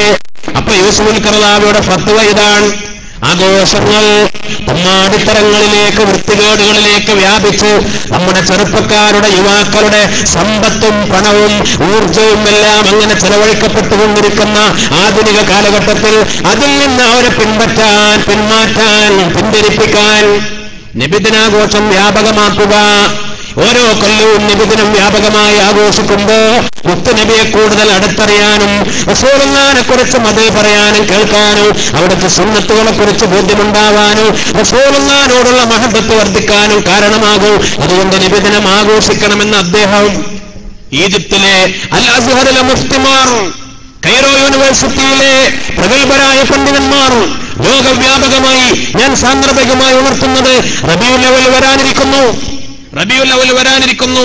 പല ആളുകളുടെയും ധാരണ നബിദിനം എന്ന് പറഞ്ഞാൽ നമ്മുടെ നാട്ടിൽ മാത്രമേ ഉള്ളൂ എന്നാണ്. ഇന്ത്യ രാജ്യത്ത്, കേരളത്തിൽ മാത്രമല്ല ഇന്ത്യ രാജ്യം മുഴുവനും ഇന്ത്യയിൽ കേന്ദ്ര ഗവൺമെന്റ് പ്രഖ്യാപിച്ച പൊതു അവധി ദിനമാണ് നബിദിനത്തിന്റെ ദിവസം, അല്ലേ? ഇന്ത്യയിൽ മാത്രമല്ല, പാകിസ്ഥാനിൽ, ബംഗ്ലാദേശിൽ പൊതു അവധിയാണ്. പല ഗൾഫ് രാഷ്ട്രങ്ങളിലും ബഹ്റൈൻ, കുവൈത്ത് തുടങ്ങിയ പല ഗൾഫ് രാഷ്ട്രങ്ങളിലും പൊതു അവധിയാണ്. ഒരുപാട് മുസ്ലിം രാജ്യങ്ങളിൽ, ഗൾഫ് രാഷ്ട്രങ്ങളിൽ എന്തുകൊണ്ടാണ് പൊതു അവധിയായത്? കേരളത്തിൽ മാത്രമല്ല, നബിദിനം നടക്കുന്നത് പല രാജ്യങ്ങളിലും, പല മുസ്ലിം രാജ്യങ്ങളിലും, പല ഇസ്ലാമിക രാജ്യങ്ങളെന്ന് പറയപ്പെടുന്ന രാജ്യങ്ങളിലും ഗവൺമെന്റുകൾ പോലും നബിദിനം ആഘോഷിക്കുന്നുണ്ട്. അത് വ്യാപകമാണ്, ഞാൻ വിശദീകരിക്കുകയല്ല. അപ്പൊ അതുകൊണ്ട് ഇത് കേരളത്തിന്റെ മാത്രം ഏർപ്പാടാണെന്ന് തെറ്റിദ്ധരിക്കണ്ട. നല്ല കാര്യങ്ങൾ, നന്മകളായി മനസ്സിലാക്കാൻ സാധിക്കണം. അപ്പോ ഒരു കാലഘട്ടത്തിൽ നബിദിനം ആഘോഷിച്ചിരുന്നവർ, പിന്നെ മാറ്റിപ്പറഞ്ഞ നബിദിനം ആഘോഷിക്കാൻ പാടില്ല എന്ന് പറഞ്ഞവർ, വീണ്ടും നബിദിനം ആഘോഷിക്കണമെന്ന് പറയുന്നവർ, നാഴികക്ക് 40 വട്ടം നൂറ്റാണ്ടിന്റെ നവോത്ഥാനത്തിന്റെ കുത്തക അവകാശപ്പെടുന്നവർ പോലും ഈ ഒരു നൂറ്റാണ്ടിനടക്ക് തന്നെ എത്ര തവണ അങ്ങോട്ടും ഇങ്ങോട്ടും മാറ്റി പറഞ്ഞു. ഇനി എന്തൊക്കെ മാറ്റി പറയാനിരിക്കുന്നു, അല്ലേ? ഇതുപോലെ തന്നെ എന്റെ ചെറുപ്പക്കാരെ, നമ്മുടെ കേവലം ചെറിയ യുക്തി കൊണ്ട് പരിശുദ്ധമായ ഖുർആനിലെ ആയത്തിനെ ദുർവ്യാഖ്യാനം ചെയ്തു. ഓരോ മനുഷ്യരും അവരധ്വാനിച്ചതേ അവർക്ക് പ്രതിഫലം ലഭിക്കൂ. മനുഷ്യൻ അവന് ചെയ്തതേ, മനുഷ്യൻ നിസ്കരിച്ചാൽ, നോമ്പ് നോറ്റാൽ, ദിക്റില്ലാൽ, സദഖ ചെയ്താൽ അവന് കിട്ടും, അല്ലാതെ മറ്റുള്ളവർ ചെയ്ത ഒന്നും കിട്ടാം. മരിച്ചുപോയി നാട്ടുകാരോ കൂട്ടുകാരോ അല്പം ലഭിക്കുക എന്ന് ഖുർആനിലെ ആയത്തിനെ ദുർവ്യാഖ്യാനം ചെയ്ത്, അതാണോ ആ ആയത്തിന്റെ അർത്ഥം? എന്ന് പറഞ്ഞാൽ പല പ്രമുഖരായ ഖുർആൻ വ്യാഖ്യാതാക്കൾ പറഞ്ഞത് അത് നേരെ തിരിച്ചാണ്. അതിന്റെ മാന, അതിന്റെ ആശയം, മനുഷ്യന്റെ തെറ്റിലേക്ക് അധ്വാനിച്ചാൽ, തമ്മാടിത്തരങ്ങൾ, വൃത്തികേടുകൾ, അവന്റെ കിതാബിന്റെ തിന്മയുടെ ഭാഗത്ത് മീസാനിന്റെ ഇടത്തെ തട്ടിൽ തിന്മകൾക്ക് വേണ്ടി അവൻ പ്രവർത്തിച്ചത്, അതിന്റെ ശിക്ഷ അവനെ ലഭിക്കൂ. ശിക്ഷയുടെ ഭാരം ഒന്ന് മാത്രമല്ല, അള്ളാഹുവിന്റെ ഒരു പ്രത്യേകമായ ഔദാര്യമുണ്ട്. തിന്മ ചെയ്താൽ അതിനുള്ള ശിക്ഷ ലഭിക്കും, നന്മ ചെയ്താൽ അങ്ങനെയല്ല. നന്മ ചെയ്താൽ ചുരുങ്ങിയത് 10 ഇരട്ടിയാണ്. അള്ളാഹുവിന്റെ റസൂൽ ഒരു ഹദീസിലൂടെ പഠിപ്പിച്ചില്ലേ, ഒരാളൊരു നന്മ ഉദ്ദേശിച്ചാൽ, ഒരു ഹസനത്ത് ചെയ്യണമെന്ന് ഒരാൾ ഉദ്ദേശിച്ചു, മനസ്സിൽ ആഗ്രഹിച്ചാൽ തന്നെ ആ ഹസനത്ത് ചെയ്ത് കൂലിയാണ്. ഒരാളിങ്ങനെ വിചാരിച്ചു നാളത്തെ വയലിന് പോകണം, മനസ്സിങ്ങനെ ആഗ്രഹിച്ചു, സാന്ദർഭികവശാൽ പോകാൻ കഴിഞ്ഞില്ല. നാളത്തെ വയലിന് പോകണമെന്ന് ആഗ്രഹിച്ചു മനസ്സിൽ, പിന്നെ എന്തോ കാരണത്താൽ തട്ടുമുട്ടാനും പോകാൻ കഴിഞ്ഞില്ല, എന്നാലും പോയ കൂലിയാണ്. നാളെ വരാതിരിക്കണ്ട കേട്ടോ, മനസ്സിൽ ഉദ്ദേശിച്ചിട്ട് വരാതിരിക്കണ്ട. ഷെയ്ഖുനാ കോയക്കുട്ടി സാറിന്റെ ഒക്കെ ദുഃഖം നഷ്ടപ്പെട്ടു പോകും. അത് ആത്മാർത്ഥമായി, അങ്ങനെ വെറുതെ ഉദ്ദേശിച്ച് അള്ളാനെ പൊട്ടനാക്കാൻ പറ്റൂല. ഒരു നന്മ ഉദ്ദേശിച്ചു, പിന്നെ അത് ചെയ്യാൻ കഴിഞ്ഞില്ല, എന്നാൽ തന്നെ ചെയ്ത കൂലിയാണ്, പ്രതിഫലമാണ്. നന്മ ഉദ്ദേശിച്ചു, അത് ചെയ്യുകയും ചെയ്തു, 10 ഇരട്ടിയാ കൂലി. ഒരാൾ ഒരു തിന്മ ഉദ്ദേശിച്ചു, ഒരു തെറ്റ് ചെയ്യാൻ ഉദ്ദേശിച്ചു, പിന്നെ ചെയ്തില്ല, അപ്പോൾ ഒരു നന്മ ചെയ്ത കൂലിയാണ്. മനസ്സിലായില്ല? ചിന്തിക്കണം, അള്ളാന്റെ ഔദാര്യം. ഒരാളെ ഒരു 4 ആള് കൂടിയപ്പോ ഒരു വെടിയും കൊണ്ട് പൊട്ടിച്ചാൽ എല്ലാവരും ചുരുക്കും, രസമാണല്ലോ. നല്ലൊരു ഗീബത്ത് പറയാ, ഒരു നമീമത്ത് പറയാൻ നല്ലൊരു അവസരം കിട്ടി, പിന്നെ അവനക്ക് തോന്നിയത് പക്ഷേ പറയണ്ട, മോശമാണ്, ഹറാമാണ്, വെറുതെ എന്തിനാ ഞാൻ ഗീബത്ത് പറയുന്നു, നമീമത്ത് പറയുന്നു, വെറുതെ എന്തിനാ ഞാൻ ഈ നുണ പറയണത്, പിന്തിരിഞ്ഞു. അല്ലെങ്കിൽ ചെറുതോ വലുതോ ആയ ഒരു തെറ്റിലേക്ക് നേരത്തെ പറഞ്ഞല്ലോ, വ്യഭിചാരത്തിൽ നിന്ന് പിന്മാറിയത് പടച്ച റബ്ബ് ചെയ്യാത്ത ഒരു കാര്യത്തിന് ഹസനത്തിന്റെ പ്രതിഫലം നൽകി. ഒരു തിന്മയെ ഉദ്ദേശിച്ച് പിന്മാറിയാൽ നന്മ ചെയ്ത കൂലിയാണ്. ഇനി ഒരാൾ തിന്മ ഉദ്ദേശിച്ചു, അത് ചെയ്തു, എന്നാ ശിക്ഷ എത്ര? 10 ഇരട്ടി ശിക്ഷല്ല. പടച്ച റബ്ബ് നീതിമാനാണ്. തെറ്റ് ചെയ്താൽ അതിനുള്ള ശിക്ഷയെ പടച്ച റബ്ബ് നൽകൂ. എന്നാൽ അല്ലാഹു ഔദാര്യവാനാ, നന്മ ചെയ്താൽ അതിന് ചുവട് പ്രതിഫലവും. അങ്ങനെയൊക്കെ അല്ലൈസലിൽ ഇൻസാനി ഇല്ലാ മാ സഅ എന്നതിന് തിന്മക്ക് നൽകുന്ന കൂലിയായി, തിന്മക്ക് കിട്ടുന്ന ശിക്ഷയായി അതിനെക്കുറിച്ച് മഹാന്മാര് വ്യാഖ്യാനിച്ചിട്ടുണ്ട്. അപ്പൊ ആ ആയത്തിനെ ദുർവ്യാഖ്യാനിച്ചിട്ട് മൗലിദ് ഓതലും മരിച്ചുപോയ ആളുകൾ കൊണ്ട് ഖുർആൻ ഓതലും ഖത്തപ്പറ കെട്ടലും ഒക്കെ തെറ്റാണ് എന്ന് ചിത്രീകരിക്കണ്ട. പിന്നെ ഇപ്പോ ചില ആളുകൾക്കോ കുറെ പഠിക്കുമ്പോ ബോധ്യപ്പെടുന്നുണ്ട് അതുകൊണ്ട് തമ്മിൽ തല്ല് നടക്കുന്നുണ്ട്. ഞാൻ വിശദീകരിക്കല്ല. നമ്മുടെ ഈ മതപ്രഭാഷണ വേദി ഞാനൊരു വിവാദത്തിന്റെ കേന്ദ്രമാക്കി മാറ്റുകയല്ല. എന്തുകൊണ്ടാണ് വഹാബികൾ ശക്തമായി ഗ്രൂപ്പ് പോര് നടന്നുകൊണ്ടിരിക്കുന്നത്? നമ്മുടെ തെരുവുകളിൽ, നമ്മുടെ അങ്ങാടികളിൽ നമ്മളൊക്കെ കേട്ടുകൊണ്ടിരുന്നതല്ലേ, ഇനിയും കേൾക്കാൻ പോകുന്നതല്ലേ. എവിടെയാ കാര്യം? എന്താ കാര്യം? കുറെ പഠിക്കുമ്പോ ചില ആളുകൾക്ക് ചിലതൊക്കെ ബോധ്യപ്പെടുകയാണ്. ഞാൻ മനസ്സിലാവാൻ വേണ്ടി പറയാ. ഇപ്പത്തെ ഈണ്ടല്ലോ, അത് ഏതെങ്കിലും വിവേകത്തുകാരുടെ പുത്തനാശയക്കാരുടെ ലബോറട്ടറികളിൽ ഇപ്പൊ കണ്ടുപിടിച്ചതൊന്നുമല്ല. പിന്നെ എന്താ ഇപ്പൊ വിവാദങ്ങൾ ഉണ്ടായത്? അതുമായി ബന്ധപ്പെട്ട് അള്ളാഹുവിന്റെ സൃഷ്ടികളായ ജിന്നുകളും മലക്കുകളും സഹായിക്കും. അവരോട് സഹായം വേണ. യാ ഇബാദല്ലാഹ് അഈനൂനി എന്ന ഒരു ഹദീസ് ഇപ്പൊ എവിടെന്നെങ്കിലും കിട്ടിയതൊന്നല്ല. അപ്പൊ പുതിയതായി കണ്ടുപിടിച്ച ഹദീസ് അല്ലാതെ. ഇപ്പൊ ചില ചർച്ചകൾ കേട്ടാൽ നമുക്ക് അങ്ങനെ തോന്നിപ്പോകും. നിങ്ങൾക്ക് ഇത് മനസ്സിലാകണ്ടെന്ന് അറിഞ്ഞൂടാ. ഒന്ന് മാത്രം മനസ്സിലാക്കുന്നത്, വിട്ടോളൂ, ഒന്ന് മനസ്സിലാക്കിയാൽ മതി. ഇതുവരെ പറഞ്ഞിരുന്നത്, ഇതുവരെ പറഞ്ഞതൊക്കെ തെറ്റായിരുന്നു. ഇപ്പോഴാണ് ഞങ്ങൾക്ക് ബോധ്യപ്പെട്ടത്, ഇപ്പോഴാണ് ഞങ്ങൾ പഠിച്ചത്, മനസ്സിലായത്. അതുകൊണ്ട് പഴയതൊക്കെ തിരുത്താണ്, ഇതാണ് ശരി എന്ന് പറയുന്നു. ആ പഴയതിൽ ഉറച്ചു നിന്ന് അങ്ങനെ ജീവിച്ച് മരിച്ചുപോയ ആളുടെ ചരിത്രം എന്താ? ഇപ്പൊ പല ആളുകളും പറയുന്നു, മരിച്ചുപോയവർക്ക് വേണ്ടി ദിക്ർ ചൊല്ലണ്ട, സദഖ ചെയ്യണ്ട, മൗലിദ് വേണ്ട, ഖുർആൻ ഓതണ്ട, ദുആ ചെയ്യണ്ട. നിങ്ങൾ പഠിക്കുവിൻ, നന്നായി പഠിച്ചാൽ ബോധ്യപ്പെടും, അപ്പോ നിങ്ങൾ അംഗീകരിക്കേണ്ടി വരും. അതുകൊണ്ട് ഒരു കാര്യം ചിന്തിക്കണം, അങ്ങനെ ബോധ്യമ്പോഴേ ചലപ്പിച്ചു പോകും.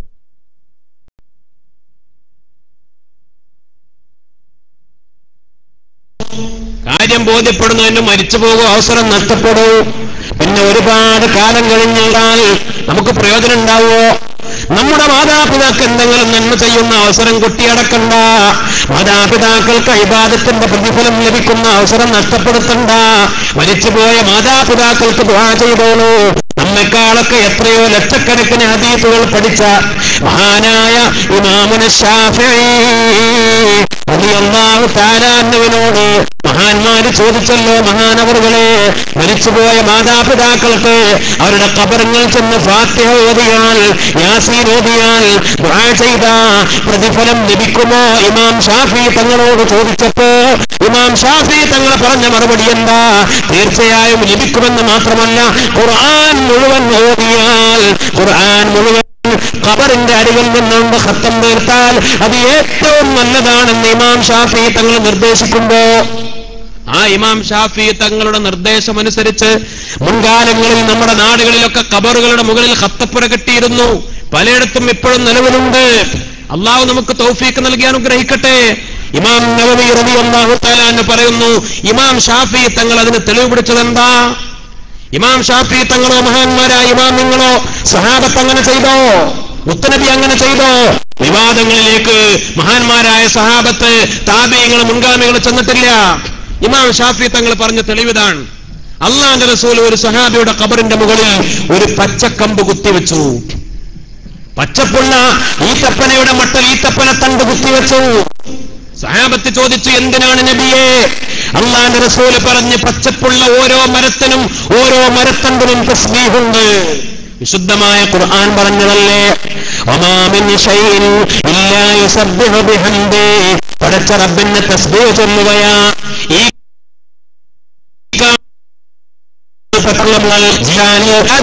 റബ്ബിനെ തസ്ബീഹ് ചൊല്ലുന്നവയാ. ആ തസ്ബീഹ് ഖബറിന്റെ മുകളിൽ ഒരു ഈത്തപ്പനത്തന്റെ തസ്ബീഹ് ചൊല്ലിയാൽ ആ തസ്ബീഹിന്റെ പ്രതിഫലം ഹസനാത്തായി, കുളിർമയായി, നന്മയായി, സന്തോഷമായി ഖബറാളിക്ക് ലഭിക്കും. അല്ലാഹുവിന്റെ റസൂൽ ഇങ്ങനെ പറഞ്ഞെങ്കിൽ ഒരു ഈത്തപ്പനത്തണ്ടിന്റെ തസ്ബീഹിന്റെ കൂലി ലഭിക്കുമെങ്കിൽ ഒരു മുഅ്മിൻ ഖുർആൻ ഓതിയാൽ അപ്പൊ എത്ര ഇരട്ടി പ്രതിഫലം ലഭിക്കും? അതാ ഇമാം നവവി തങ്ങൾ പറഞ്ഞത്. ഇമാം ഷാഫിഈ തങ്ങൾ തെളിവ് പിടിച്ചത് അങ്ങനെയാ. ഒരു ഈത്തപ്പനത്തണ്ട് തസ്ബീഹ് ചൊല്ലിയാൽ ഖബറാളിക്ക് അതിന്റെ പ്രതിഫലം ലഭിക്കുമെങ്കിൽ ഒരു മുഅ്മിനായ മനുഷ്യൻ ഖുർആൻ ഓതിയാൽ, ഖുർആൻ ഖത്തം തീർത്താൽ എത്ര ഇരട്ടി പ്രതിഫലം ലഭിക്കും? അല്ലാഹു നമുക്ക് തൗഫീഖ് നൽകട്ടെ. അപ്പൊ അതുകൊണ്ട് നമ്മുടെ അരക്കിലോ തലച്ചോറിൽ ചില തെറ്റായ ചിന്തകൾ, ആ ചിന്തകളുടെ അടിസ്ഥാനത്തിൽ മരിച്ചുപോയ മാതാപിതാക്കൾക്ക് കിട്ടുന്ന നന്മകളെ മുടക്കണ്ട, അതിന് തടസ്സം പറയണ്ട. ഖബറാളികൾ അല്ലാഹു സുബ്ഹാനഹു വ തആല പടച്ച റബ്ബ് അല്ലാഹുവിന്റെ റസൂൽ പറഞ്ഞതെന്താ? ഖബറാളികൾ കൽഗരീഖ്, മുങ്ങിത്താഴുന്ന വെള്ളത്തിൽ നീന്തലറിയാതെ മുങ്ങിത്താഴുന്നവരെ പോലെ ആ ഖബറാളികൾ.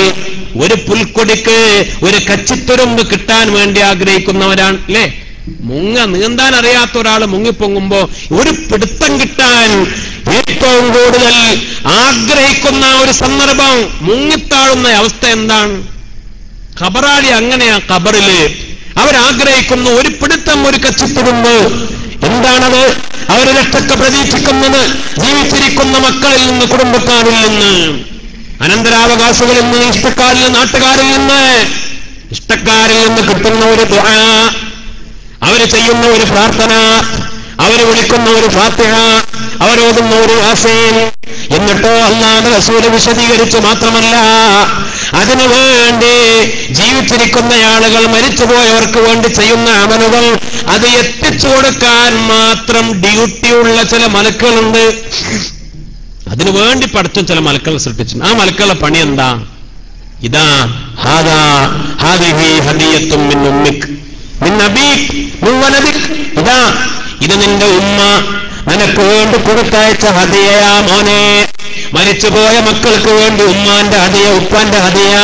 മരിച്ചുപോയ മാതാപിതാക്കൾക്ക് വേണ്ടി മക്കളുടെ ഹദിയ, ഭാര്യക്ക് ഭർത്താവിന്റെ, ഭർത്താവിന് ഭാര്യക്ക്, അവരൊക്കെ ചെയ്തുകൊണ്ടിരിക്കുന്ന മരിച്ചുപോയവർക്ക് വേണ്ടി എന്ത് ചെയ്താലും അത് എത്തിച്ചു കൊടുക്കാനായിട്ടുള്ള മലക്കുകള്. അപ്പൊ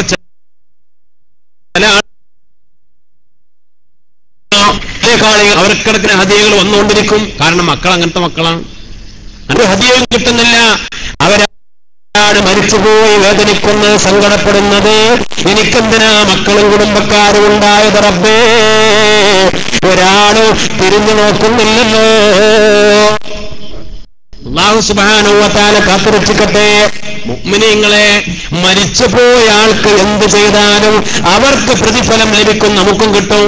അങ്ങനെയാ മുത്തനബി പഠിപ്പിച്ചത്. മരിച്ചുപോയവർക്ക് വേണ്ടി എന്തൊരു സൽക്കർമ്മം ചെയ്താലും, ഒരു മരിച്ചുപോയ ആൾക്ക് വേണ്ടി ഖബർ കുഴിച്ചാൽ, മുത്തനബി പറഞ്ഞ ഒരു ഖബറാണിക്ക് ഖബർ കുഴിച്ചാൽ സുഖലോക സ്വർഗത്തിൽ ഒരു ഭവനം അല്ലാഹു പകരം പണിയുമെന്ന്.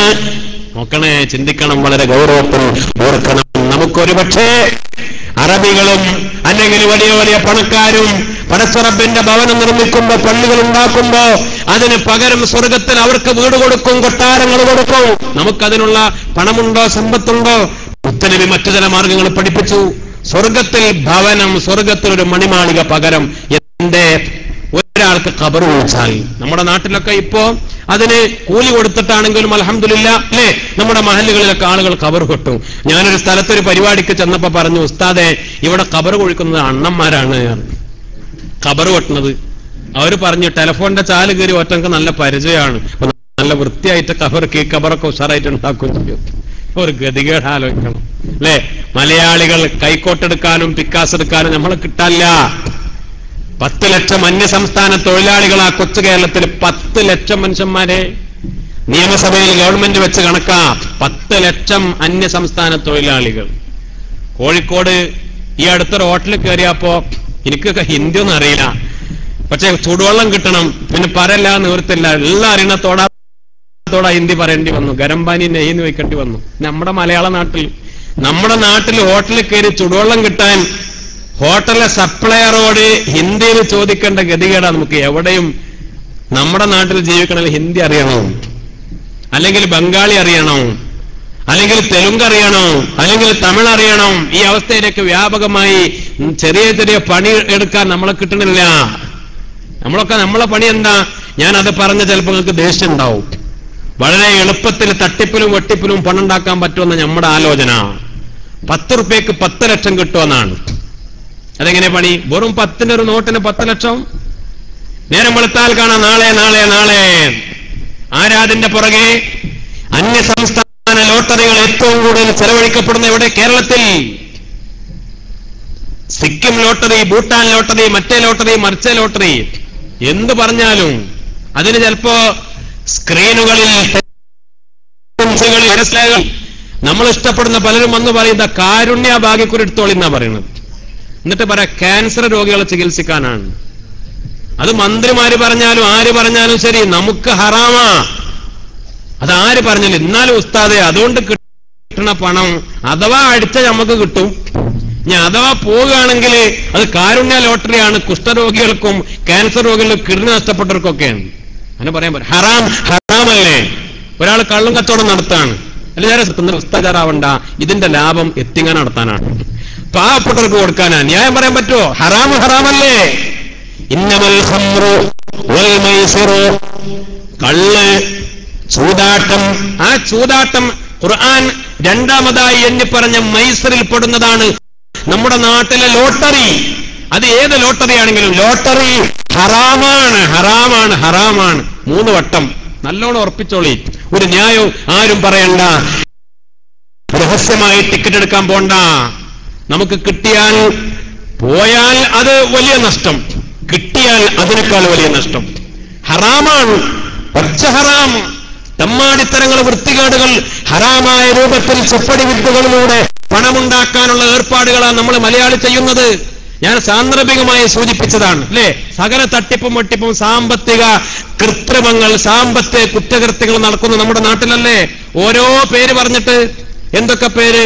ടോട്ടൽ ഫോർ യു തട്ടിപ്പ്, ഓരോ തട്ടിപ്പ്, ഷെയർ ബിസിനസ്സുകളുടെ പേരിൽ തട്ടിപ്പ്. അതിലൊക്കെ നല്ല ഒരു ശതമാനവും പച്ച പലിശയാണ്, ഹറാമാണ്. അതാര് വന്ന് എന്ത് ന്യായം പറഞ്ഞാലും, ആരൊക്കെ അതിന് നേതൃത്വം നൽകിയാലും, ഈ ഷെയർ ബിസിനസ്സുകളിലൊക്കെ കൂടുമ്പോ എന്റെ പ്രിയപ്പെട്ട സഹോദരന്മാരെ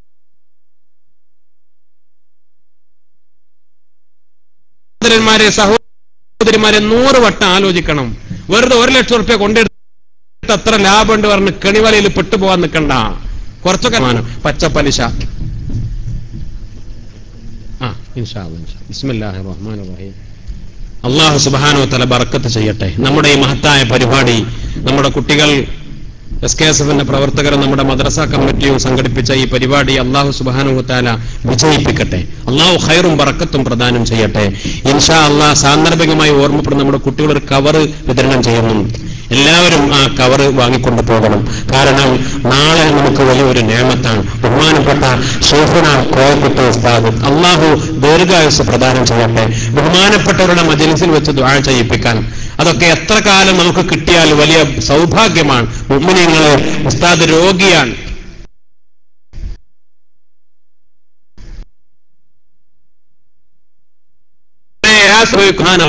കിട്ടൽ ഒരു നേമത്താണ്, അവസരമാണ്. അവരുടെയൊക്കെ ദുആയിൽ പങ്കെടുക്കുക. അല്ലാഹു തൗഫീഖ് നൽകട്ടെ, ദീർഘായുസ്സ് പ്രദാനം ചെയ്യട്ടെ. ബഹുമാനപ്പെട്ട ഉസ്താദ് ഏത് പരിപാടികൾക്കും ക്ഷണിച്ചാൽ എന്തിനാണ് ഉസ്താദിന്റെ ആരോഗ്യം മറന്നു, രോഗം വകവെക്കാതെ ഇങ്ങനെയുള്ള വേദികളിലേക്ക് ഓടി വരുന്നത്? ഉസ്താദിന് വീട്ടിൽ വിശ്രമിച്ചാൽ, ഉസ്താദ് അവിടെ ഇരുന്നാൽ ആളുകൾ കാണാനും ഉസ്താദിനെ സ്നേഹിക്കാനും ഇനി ഉസ്താദിന് ഹദിയകൾ കൊടുക്കാനുമൊക്കെ ധാരാളം ആളുകൾ അങ്ങോട്ട് ചെല്ലും. പക്ഷെ ഉസ്താദ് ഇങ്ങോട്ട് വരുന്നത് എന്തിനാ?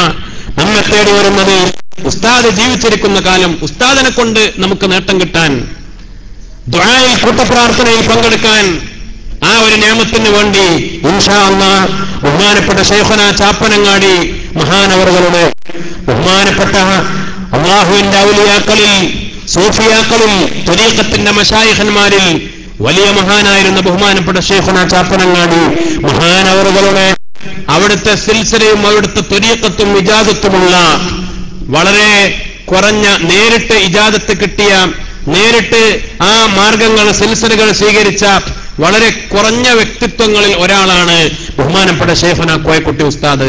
അവിടുത്തെ ദുആ ഒരുപാട് സ്ഥലങ്ങളിൽ 100,000 അനുഭവങ്ങൾ ഉണ്ടായ സദസ്സാണ്. അതുകൊണ്ട് ഇൻഷാ അല്ലാഹ് എല്ലാ സഹോദരന്മാരും സഹോദരിമാരും ആ കവർ അതിൽ നല്ല ആളെങ്ങൾ വെച്ച് തിരിച്ചു കൊണ്ടുവരണം. നിങ്ങളുടെ ഉദ്ദേശം അത് എഴുതിയാൽ തന്നെ പടച്ച റബ്ബ് അറിയുമല്ലോ, അത് റെക്കോർഡാക്കിയാൽ അള്ളാഹ്ക്ക് അറിയാമല്ലോ. അതുകൊണ്ട് നമ്മുടെ ഉദ്ദേശങ്ങളൊക്കെ എഴുതി നല്ലൊരു സംഖ്യയുമായി നാളെ ആ കവർ തിരിച്ചു കൊണ്ടുവരണം. എല്ലാവരും കവർ വാങ്ങണം. അതാണ് പ്രത്യേകിച്ച് ഓർമ്മപ്പെടുത്താനുള്ളത്. അത് പുതിയാപ്പള അവിടെ കുത്തിരിക്കണ്ട്, മൂപ്പര് വാങ്ങിക്കോളും എന്ന് പെണ്ണുങ്ങളെ വിചാരിക്കണ്ട. അല്ലെ ഓളെടുത്ത് കുഞ്ഞു പോകട്ടെ നീങ്ങളും എല്ലാവരും കവർ വാങ്ങിക്കൊണ്ടു പോകണം, കിട്ടാത്തവർ ചോദിച്ചു വാങ്ങണം. ഓരോ നമ്മുടെ വിഹിതം എല്ലാവരും ഇൻഷാ അല്ലാഹ് നിന്റെ വക, അത് ഉമ്മി വാപ്പയും കൊടുക്കട്ടെ, എന്നാലും മകന്റെ വക വേറെ, മകളുടെ വക വേറെ. നമ്മുടെ ഓരോരുത്തരുടെയും നല്ലൊരു നിയത്തോടെ കഴിവിന്റെ പരമാവധി സംഖ്യ ആ കവറിലിട്ട് നമ്മുടെ മജ്‌ലിസിലേക്ക് കൊണ്ടുവന്ന് ദുആയിൽ പങ്കെടുക്കാനുള്ള അവസരം ഉപയോഗപ്പെടുത്തണമെന്ന് സാന്ദർഭികമായി ഓർമ്മപ്പെടുത്തുകയാണ്. രാജാതിരാജനായ റബ്ബ് തൗഫീഖ് നൽകി അനുഗ്രഹിക്കട്ടെ. ഞാൻ പറഞ്ഞു വന്നത് എന്റെ പ്രിയപ്പെട്ട സഹോദരന്മാരെ, സഹോദരിമാരെ, നമ്മുടെ നാട്ടിലെ അവസ്ഥ അങ്ങനെയാണ്. ഇവിടുന്നാ പറഞ്ഞത് ഖബർ വെട്ടാൻ പോലും പലയിടത്തും ആളില്ല, മലയാളികൾ അതിന് തയ്യാറല്ല, മയ്യത്ത് കുളിപ്പിക്കാൻ ആളില്ല. ഒരു സ്ഥലത്ത് ചെന്നപ്പോ പറഞ്ഞു, ഒരു മയ്യത്ത് അവരെ മഹലിലെ മയ്യത്ത് 3 മണിക്കൂർ വൈകിട്ടാ മയ്യത്തെടുത്തത്. കാരണം എന്തേ? മയ്യത്ത് കുളിപ്പിക്കാനുള്ള ആള് വരാൻ വൈകിയത്. മയ്യത്ത് കുളിപ്പിക്കാൻ ഞങ്ങളെ മഹലിലെ ആളാ മയ്യത്ത് കുളിപ്പിക്കുന്ന ആളാണ്, ഉപര അടുത്ത മഹലിലേക്ക് മയ്യത്ത് കുളിപ്പിക്കാൻ പോയി. അപ്പൊ അത് കാരണം നമ്മുടെ മയ്യത്ത് ഇവിടെ കിടക്കേണ്ടി വന്നു. മയ്യത്ത് കുളിപ്പിക്കാൻ ആളില്ല. ചെറുപ്പക്കാരെ,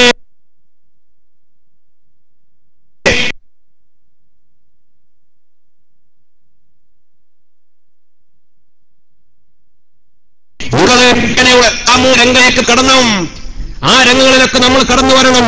പല ആളുകളും പറയാ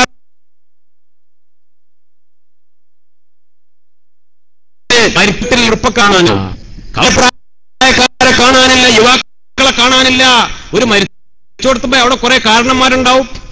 പിന്നെ ചിലപ്പോ പള്ളിയിലെ മുതലിട്ട് ആധുനിക സൗകര്യങ്ങളിൽ, മൊബൈൽ ഫോണുകളിൽ, ലോകത്ത് നടക്കുന്ന കാര്യങ്ങളിൽ തന്നെ മാറി നിൽക്കുന്ന ഒരവസ്ഥ രൂപപ്പെടുമ്പോ എന്റെ പ്രിയപ്പെട്ട കുട്ടികളെ, ചെറുപ്പക്കാരെ, യുവാക്കളെ, നമ്മെക്കൊണ്ട് കഴിയുന്ന ഉത്തരവാദിത്തങ്ങൾ നിറവേറ്റാൻ, ആ കാര്യങ്ങളൊക്കെ നടപ്പിലാക്കാൻ നമ്മൾ മുന്നോട്ട് വരണം.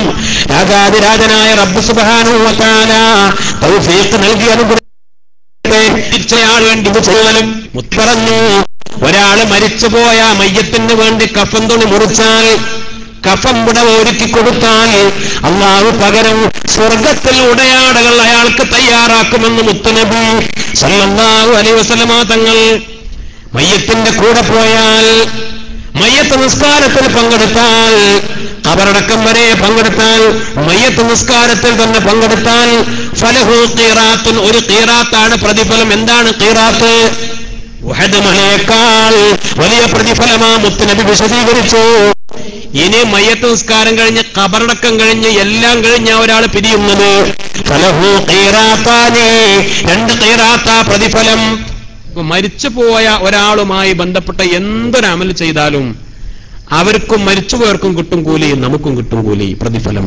അല്ലാഹു സുബ്ഹാനഹു വ തആല നമുക്ക് തൗഫീഖ് നൽകി അനുഗ്രഹിക്കട്ടെ.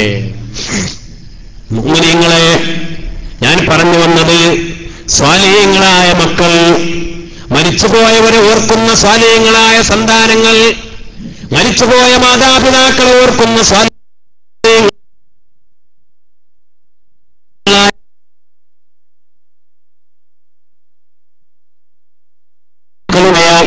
ജീവന്റെ സൗഭാഗ്യമാണ്. പിന്നെയോ മൂന്നാമത്തത് മുത്തുനബി എണ്ണിയത് ഉപകാരപ്രദമായ സദഖ, ദുആ ചെയ്യുന്ന സ്വാലിഹീങ്ങളായ മക്കള്. പിന്നെയോ മൂന്നാമത്തത് റസൂലുള്ള എണ്ണിയത് നാഫിയായ ഇൽമ്. ഈ മൂന്നിന്റെയും കേന്ദ്രമാണ് മദ്രസ. ജാരിയായ സദഖ കൊടുക്കണമെന്ന് ഉദ്ദേശിച്ചാൽ ചെയ്യാൻ പറ്റുന്ന കേന്ദ്രമാണ് മദ്രസ. ദുആ ചെയ്യുന്ന സ്വാലിഹീങ്ങളായ മക്കളെ വളർത്തിക്കൊണ്ടുവരാനുള്ള കേന്ദ്രമാ മദ്രസ. അപ്രകാരം തന്നെ നാഫിയായ ഇൽമിന്റെ ഏറ്റവും അടിസ്ഥാനം, ഇൽമിന്റെ ബാലപാഠത്തിന്റെ കേന്ദ്രവുമാണ്. പടച്ച റബ്ബ് നമുക്ക് തൗഫീഖ് നൽകി അനുഗ്രഹിക്കട്ടെ. ഉമ്മമാരെ, എന്റെ പ്രിയപ്പെട്ട രക്ഷിതാക്കളെ, നമ്മുടെ ബാധ്യതയാണ് മക്കൾ ഇൽമും അദബും ഉണ്ടാക്കുക എന്നത്. രക്ഷിതാക്കളെ, നിങ്ങളെ ബാധ്യതയാ. അത് മദ്രസയിലെ ഉസ്താദുമാരുടെ ബാധ്യതയല്ല.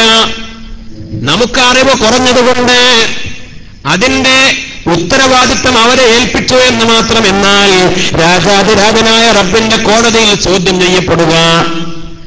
ഇൽമും അദബും ദീനിയായ ബാലപാഠങ്ങൾ മക്കൾക്ക് ഇല്ലാതെ പോയാൽ അതിന്റെ പേരിൽ ചോദ്യം ചെയ്യപ്പെടുക മദ്രസയിലെ ഉസ്താദുമാരല്ല, മാതാപിതാക്കളാണ്. ഉമ്മമാരെ, പ്രത്യേകിച്ച് മക്കളെ ദീനീ തർബിയത്തോടുകൂടെ വളർത്താനുള്ള ഏറ്റവും വലിയ ഉത്തരവാദിത്വം നിങ്ങളുടേതാണ്. നിങ്ങളാണ് അതിൽ ചോദ്യം ചെയ്യപ്പെടുക. അല്ലാഹു സുബ്ഹാനഹു വ തആല തൗഫീഖ് നൽകി അനുഗ്രഹിക്കട്ടെ. ഓരോ കാര്യം, ഓരോ ശീലങ്ങൾ മുത്തനബി സല്ലല്ലാഹു അലൈഹി വസല്ലം തങ്ങളെ കുഞ്ഞുമക്കള് ഭക്ഷണം കഴിക്കുമ്പോ മോനെ സമ്മില്ല ബിസ്മി ചൊല്ലു മോനെ, കുൽ മിമ്മാ യലീക് പാത്രത്തിന്റെ അടുത്ത് നിന്ന് ഭക്ഷണം കഴിക്കണം മോനെ. ഭക്ഷണത്തിന്റെ ഓരോ അദബും, രണ്ട് കൈയും വായും ആദ്യം കഴുകണം മോനെ, വലത്തെ കൈ കൊണ്ട് ഭക്ഷണം കഴിക്കണം മോനെ, ബിസ്മി ചൊല്ലണം, അടുത്തു നിന്ന് തിന്നണം. ഓരോ കാര്യങ്ങൾ റസൂലെന്ന് പഠിപ്പിച്ചു കൊടുക്കുമ്പോ ഉമ്മമാരെ, രക്ഷിതാക്കളെ, ആ ദൗത്യം ദീനിയായ തർബിയത്ത് അത് ചെറുപ്പം മുതലേ ഓരോ ശീലങ്ങളിൽ പഠിപ്പിച്ചു കൊടുക്കൽ നമ്മുടെ ഉത്തരവാദിത്തമാണ്. നമ്മുടെ ഉത്തരവാദിത്തം. അല്ലാഹു തൗഫീഖ് ചെയ്യട്ടെ. കുട്ടികൾക്ക് മുലപ്പാല് കൊടുക്കുമ്പോൾ പോലും ബിസ്മില്ലാഹിർ റഹ്മാനിർ റഹീം എന്ന് പറഞ്ഞുകൊണ്ട് മുല കൊടുക്കുക. കുഞ്ഞുമക്കൾക്ക് ചോറ് വാരി കൊടുക്കുമ്പോ, അല്ലെങ്കിൽ പല്ല് വരുന്നതിന് മുമ്പ്, ചോറ് കഴിക്കുന്നതിന് മുമ്പ് പൊടിയൊക്കെ വരകി കുട്ടികൾക്ക് സ്പൂൺ കൊണ്ട് വായിലേക്ക് കുട്ടികളെ കാലിൽ മലർത്തിക്കിടത്തി കൊടുക്കുമ്പോ അതെപ്പോഴും ശീലം ഉണ്ടാവണം. അങ്ങനെ ബിസ്മി അങ്ങനെ ചൊല്ലിക്കൊടുത്തൊക്കെ പിന്നെ കുട്ടികൾക്ക് അതങ്ങോട്ട് ശീലാവും. പിന്നെ കുട്ടികൾ ഭക്ഷണം കഴിക്കുമ്പോൾ സ്വാഭാവികമായി ഒരു ബിസ്മി ചൊല്ലും. ശീലിപ്പിക്കലാണ് ഏറ്റവും പ്രധാനം.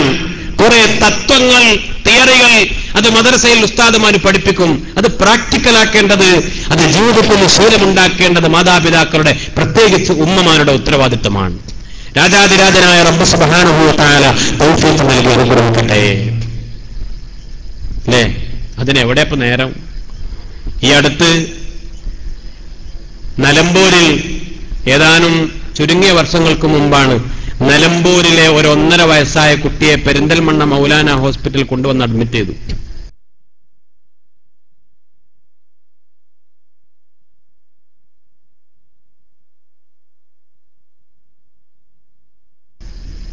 എന്താ കാരണം എന്നറിയോ?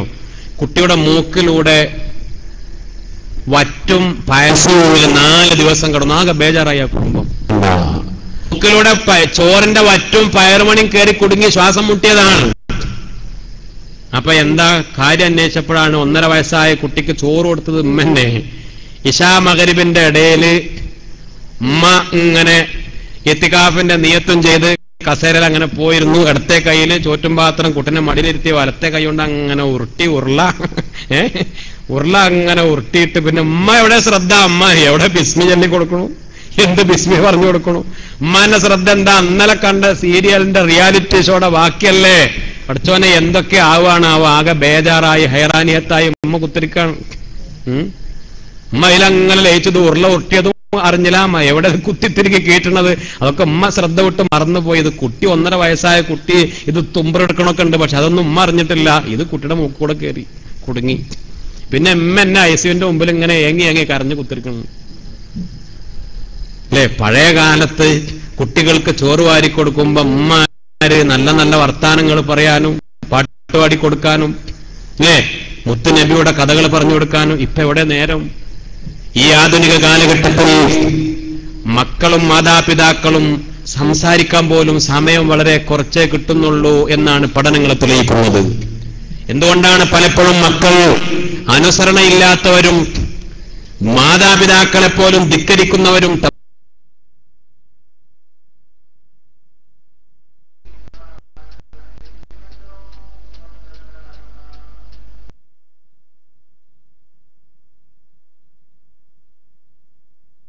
ഇനി അഥവാ രണ്ടു കൂട്ടർക്ക് ഒരു ഗ്യാപ്പ്, ഒരു സമയം കിട്ടിയാൽ ആ ഒഴിവ് സമയം മാതാപിതാക്കളും കുടുംബവും ഒന്നിച്ച് ചെലവഴിക്കുന്നതോ ടെലിവിഷൻ ചാനലുകൾക്ക് മുന്നിൽ പലപ്പോഴും കാണാൻ പറ്റാത്തത്, കാണാൻ പറ്റുന്നത് വളരെ കുറവ്. രാജാതിരാജനായ റബ്ബ് സുബ്ഹാനഹു വ തആല കാത്തുരക്ഷിക്കട്ടെ. ഞാനത് വിശദീകരിക്കുകയല്ല. മക്കൾ വഴിതെറ്റിപ്പോകുന്നതിൽ നല്ലൊരു ശതമാനം ഉത്തരവാദികൾ ആരാണ്? ഇന്ത്യ ടുഡേ നടത്തിയ ഒരു പഠനം തെളിയിക്കുന്നത് സ്ക്രീനുകളിൽ കാണുന്ന മദ്യപാന രംഗങ്ങളാണ് ചെറുപ്രായത്തിൽ തന്നെ കുട്ടികളെ കുടിയന്മാരാവാൻ, പുകവലിക്കാരാവാൻ, വൃത്തികെട്ട ദുശ്ശീലങ്ങൾ ഉണ്ടാവാൻ സിനിമകളിൽ, സീരിയലുകൾ കാണുന്ന രംഗങ്ങളാ കാരണം. നല്ലൊരു ശതമാനം കുടുംബസമേതം ഇരുന്ന് നമ്മുടെ മക്കൾ വീരാരാധകരായി സ്നേഹിക്കുന്ന നടീനടന്മാർ അവർ ചെയ്യുന്ന വൃത്തികേടുകൾ സ്വാഭാവികമായി എട്ടും പൊട്ടും തിരിയാത്ത കുട്ടികൾ അനുകരിക്കുന്നു. രാജാതിരാജനായ റബ്ബ് കാത്തുരക്ഷിക്കട്ടെ. മുഅ്മിനീങ്ങളെ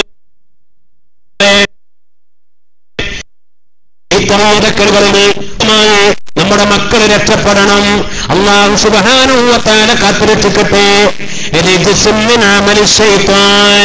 ശൈത്താനിയത്തിന്റെ മ്ലേച്ഛതകളാണ്. ഇന്നമൽ ഖംറു വൽ മൈസറു വൽ അൻസാബു വൽ അസ്ലാമു റിജ്സുൻ അമലി ശൈത്താൻ. ശൈത്താനിയത്തിന്റെ മ്ലേച്ഛതകളാ, അവന്റെ വൃത്തികെട്ട തമ്മാടിത്തരത്തിന്റെ കണിവലകളാ. ആരാ ശൈത്താൻ? അലം അഅഹദു ഇലൈക്കും യാ ബനി ആദം അല്ലാ തഅബുദു ശൈത്താൻ ഇന്നഹു ലക്കും അദുവ്വുൻ മുബീൻ. അവനാണ് നിങ്ങളുടെ ഏറ്റവും വലിയ ശത്രു. അവനെ തിരിച്ചറിയണം. അവനാണ് നിങ്ങളുടെ ഏറ്റവും വലിയ ശത്രു. തിരിച്ചറിവുണ്ടാകണം. എന്റെ പ്രിയപ്പെട്ട ചെറുപ്പക്കാരാ, പൊന്നുമോനെ, ഒരു സംസ്കൃതി മദ്യപിച്ചവനാണെങ്കിൽ, നീ നിന്റെ കൂട്ടുകാരോടൊത്ത് മദ്യപിച്ചവനാണെങ്കിൽ ഒരു ചോദ്യം ചോദിക്കട്ടെ മോനെ, എന്താ ഉപകാരമുള്ളത്? ഒരു തരിമ്പ് നിന്റെ ശരീരത്തിന് രാജാതിരാജ മറ്റുള്ള ഒരു ജീവിക്കും ഒരു ജന്തുജാലങ്ങൾക്കും നൽകാത്ത ബുദ്ധിയും തന്റെ ഇടവും വിവേകവും പടച്ച റബ്ബ് നൽകിയില്ലേ? ഈ സാമാന്യ ബുദ്ധിയെ, വിവേകത്തെ, അതിനെ തകർക്കുന്ന, അതിനെ തളർത്തുന്ന, നിന്റെ ബുദ്ധിയെ നഷ്ടപ്പെടുത്തുന്ന ഒരു മാരകമായ വിഷം, പേര് പോലെ നിന്റെ ബുദ്ധിയെ തകർക്കുന്ന മാരകമായ വശം, നിന്റെ ശരീരത്തിന്റെ ശക്തിയെ, നാഡി ഞരമ്പുകളെ, തലച്ചോറിന്റെ പവറിനെ, നിന്റെ കായികക്ഷമതയെ, ആരോഗ്യത്തെ, അതിനെ ഊരി വലിച്ചു മാറ്റുന്ന ഏറ്റവും മാരകമായ വശം ഒരു തരിമ്പ്.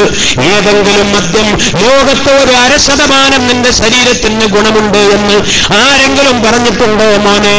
100% മാരകമായ രോഗങ്ങൾ, ക്യാൻസറിനെ പോലും വെല്ലുന്ന 10-15 വരുന്ന മാരകമായ രോഗങ്ങൾക്ക് കാരണമാ മദ്യവും മയക്കുമരുന്നും. മാനസിക രോഗങ്ങൾ, 10 മാരകമായ മാനസിക രോഗങ്ങൾ. ഇന്ന് ലോകത്ത് നടന്നുകൊണ്ടിരിക്കുന്ന പല കുറ്റകൃത്യങ്ങൾ, അപകടങ്ങൾ, ആത്മഹത്യകൾ, നല്ല 1% ആത്മഹത്യകൾക്ക് കാരണം മദ്യവും മയക്കുമരുന്നുമാ. 50%-ലധികം, പകുതിയിലധികം അപകടങ്ങൾക്ക്, റോഡപകടങ്ങൾക്ക് കാരണം മദ്യവും മയക്കുമരുന്നുമാ. കുടുംബ ബന്ധങ്ങൾ തകരുന്നത്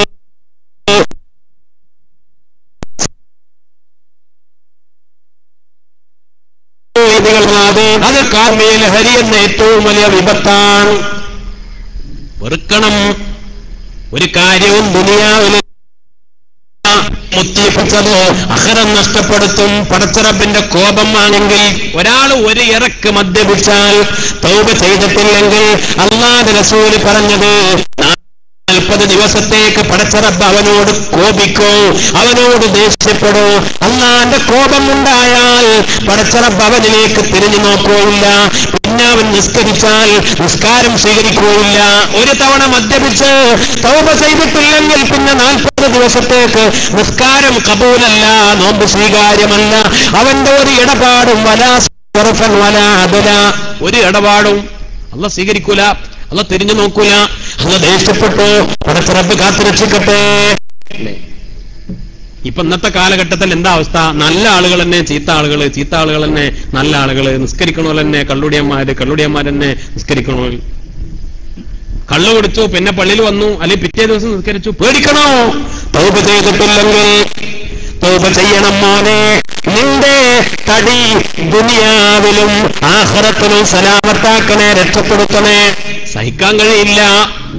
മരിക്കുന്ന സമയത്ത് ഏറ്റവും വൃത്തികെട്ട കഠിനമായ ദാഹം അനുഭവിച്ച് മാരകമായ മരണം വരിക്കേണ്ടി വരും. മദ്യപാനവുമായി ബന്ധപ്പെട്ട നിലയിൽ ഒരാൾ മരിച്ചുപോയാൽ, മദ്യം അകത്തുള്ള നിലയിൽ ഒരാൾ മരിച്ചുപോയാൽ മാത്ത കാഫറ, കുഫ്രിയത്തിലാ മരണം. പുനർജന്മം ഖബറിൽ എഴുന്നേറ്റോറുന്നത് മാരകമായ രൂപത്തിലാണ്.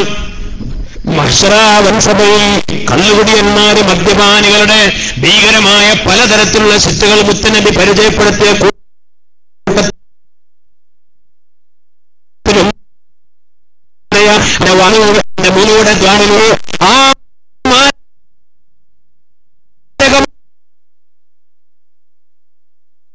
മനസ്സിലെ ചെയ്ത അവന്റെ ദ്വാരായ പുഴുക്കൾ ജന്തുക്കൾ മൂക്കിലൂടെ വായയിലൂടെ പുറത്തേക്ക് വന്ന് ശരീരമാസകലം ചുറ്റിപ്പൊതിഞ്ഞ് നിറഞ്ഞു മറിഞ്ഞ് പേടിപ്പെടുത്തുന്ന ഭീകര രൂപികളെ കണ്ടാൽ അത് മദ്യത്തിന് മയക്കുമരുന്നിന് ലഹരിക്കടിമപ്പെട്ടു പോയവരാ.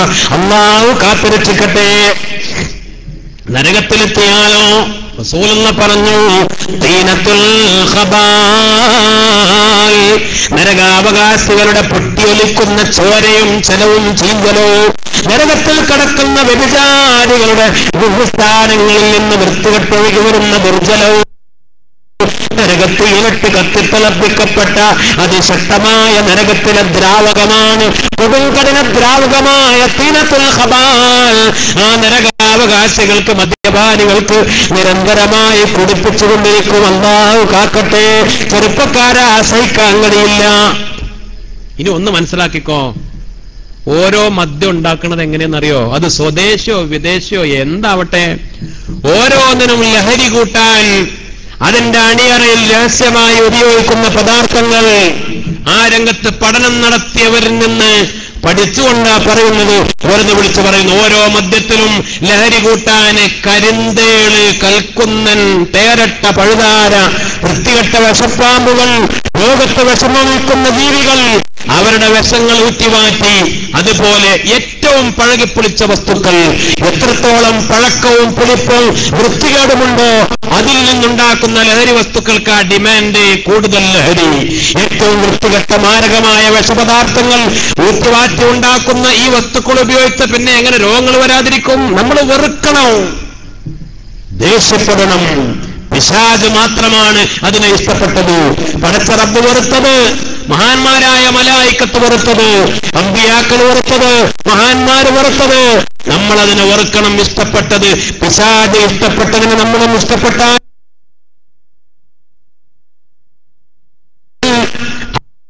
അവന്റെ കൂടെ നരകത്തിലേക്ക് വലിച്ചെറിയപ്പെട്ട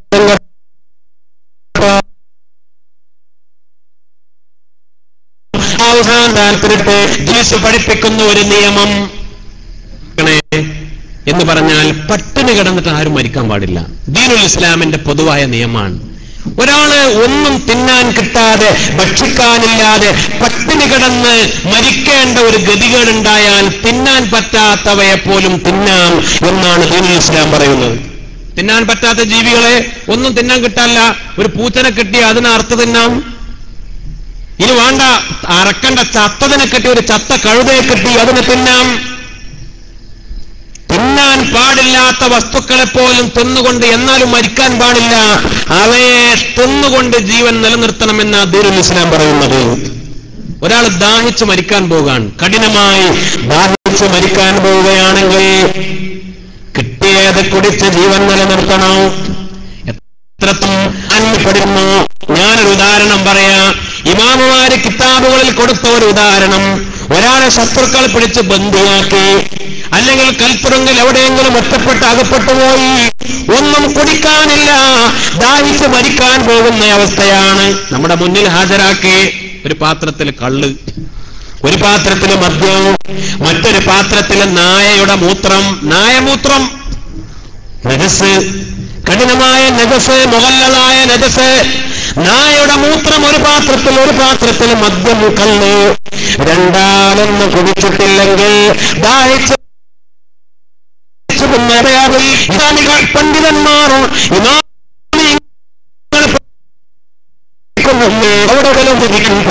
എന്നാൽ നായയുടെ മൂത്രം കുടിച്ചുകൊണ്ട് ജീവൻ നിലനിർത്തണം, അതാണ് അനിവാര്യത.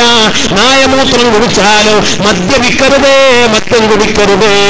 രാജാതിരാജനായ റബ്ബ് സുബ്ഹാനഹു വ തആല കാത്തുരക്ഷിക്കട്ടെ. എത്ര വെറുത്തു അല്ല, എത്ര വെറുത്തതാ കുട്ടി.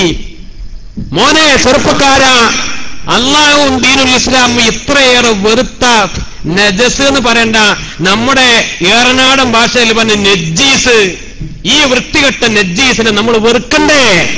അല്ലാഹു സുബ്ഹാനഹു വ തആല കാര്യങ്ങളിൽ തിരിച്ചറിവുണ്ടാവാൻ തൗഫീഖ് നൽകട്ടെ. ദുനിയാവും ആഖിറവും നഷ്ടപ്പെടുത്തണ്ട, കുടുംബ ബന്ധങ്ങളെ തകർക്കണ്ട. എത്ര എത്ര വാർത്തകളാ ഇതൊക്കെ നമ്മളിങ്ങനെ വായിച്ച് തള്ളേണ്ടി വരിക. 18 വയസ്സുകാരനായ മകനെ വീട്ടിൽ നിന്ന് കുടുംബക്കാരും നാട്ടുകാരും ഒക്കെ അടിച്ചു ആട്ടിപ്പുറത്താക്കി. ഇതേ കാരണം ഒരു ആൺകുട്ടി ഉണ്ടാവുമ്പോ എത്ര വലിയ സന്തോഷ കുടുംബത്തിന്, അല്ലേ? എത്ര വലിയ സന്തോഷാണ്. അവൻ വളർന്നു വലുതായാൽ, അവനെ സ്കൂളിൽ ചേർത്താൽ, അവനെ മദ്രസയിൽ ചേർത്താൽ എത്ര വലിയ സന്തോഷാണ്. കുട്ടി അങ്ങനെ വളർന്നു വലുതായി കൗമാരപ്രായക്കാരനായി കൗമാരത്തിൽ നിന്ന് വിട്ടുകടന്ന് ഒരു യുവാവായി മാറാൻ പോവുകയാ. 18 വയസ്സുകാരൻ അവൻ വീട്ടിലേക്ക് വന്നപ്പോ സുബ്ഹാനല്ലാഹ്, കുടുംബക്കാര് നാട്ടുകാര് ചേർന്നുകൊണ്ട് അടിച്ചോടിച്ച് നാട് കടത്താൻ കാരണം 18 വയസ്സുകാരൻ കടുത്തിലോ പൊടിച്ച് വീട്ടിൽ വന്നതല്ല പ്രശ്നം. കള്ള് തലക്ക് കയറിയപ്പോ, ലഹരി തലക്ക് കയറിയപ്പോ അവൻ മൃഗമായി അല്ല, മൃഗത്തെക്കാൾ അതപ്പതിച്ചവനായി. ഉലൈക കൽഅനാമി ബൽ ഹും അളൽ, അവൻ രാക്ഷസനായി, അവൻ തമ്മാടിയായി. മദ്യം അവനെ മനുഷ്യനല്ലാതാക്കി. പിന്നെ അവൻ കാണുന്ന അവന്റെ കണ്ണിലെ അവന്റെ പെറ്റ തള്ളയെ, സ്വന്തം ഉമ്മയെ അവൻ കാണുന്നത് കേവലം ഒരു പെണ്ണ്. ഉമ്മയെ കയറി പിടിക്കാൻ ചെന്നു, ഉമ്മയെ കയറി പിടിക്കാൻ ചെന്നു. വൃത്തികെട്ട തമ്മാടി തരത്തുന്നു. ഉമ്മയെ ശല്യം ചെയ്യാൻ ചെന്നു.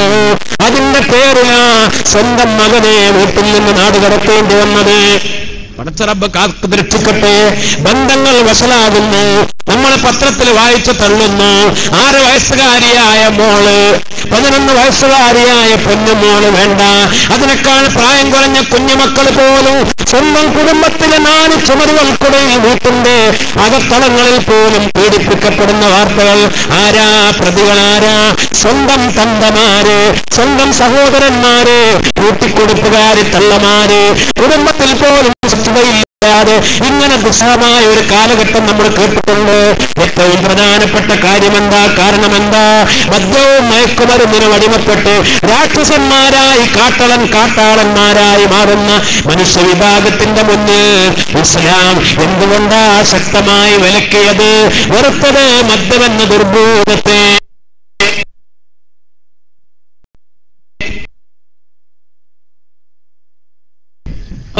നമ്മുടെ മക്കളെ അത്തരത്തിലുള്ള തമ്മാടിത്തരങ്ങളിൽ നിന്ന് കാത്തിരിക്കണം, ആലോചിക്കണം. എന്ന ശബ്ദം കേൾക്കുന്നവർ ആരെങ്കിലും ഇതിനകം മദ്യപിച്ചവരാണെങ്കിൽ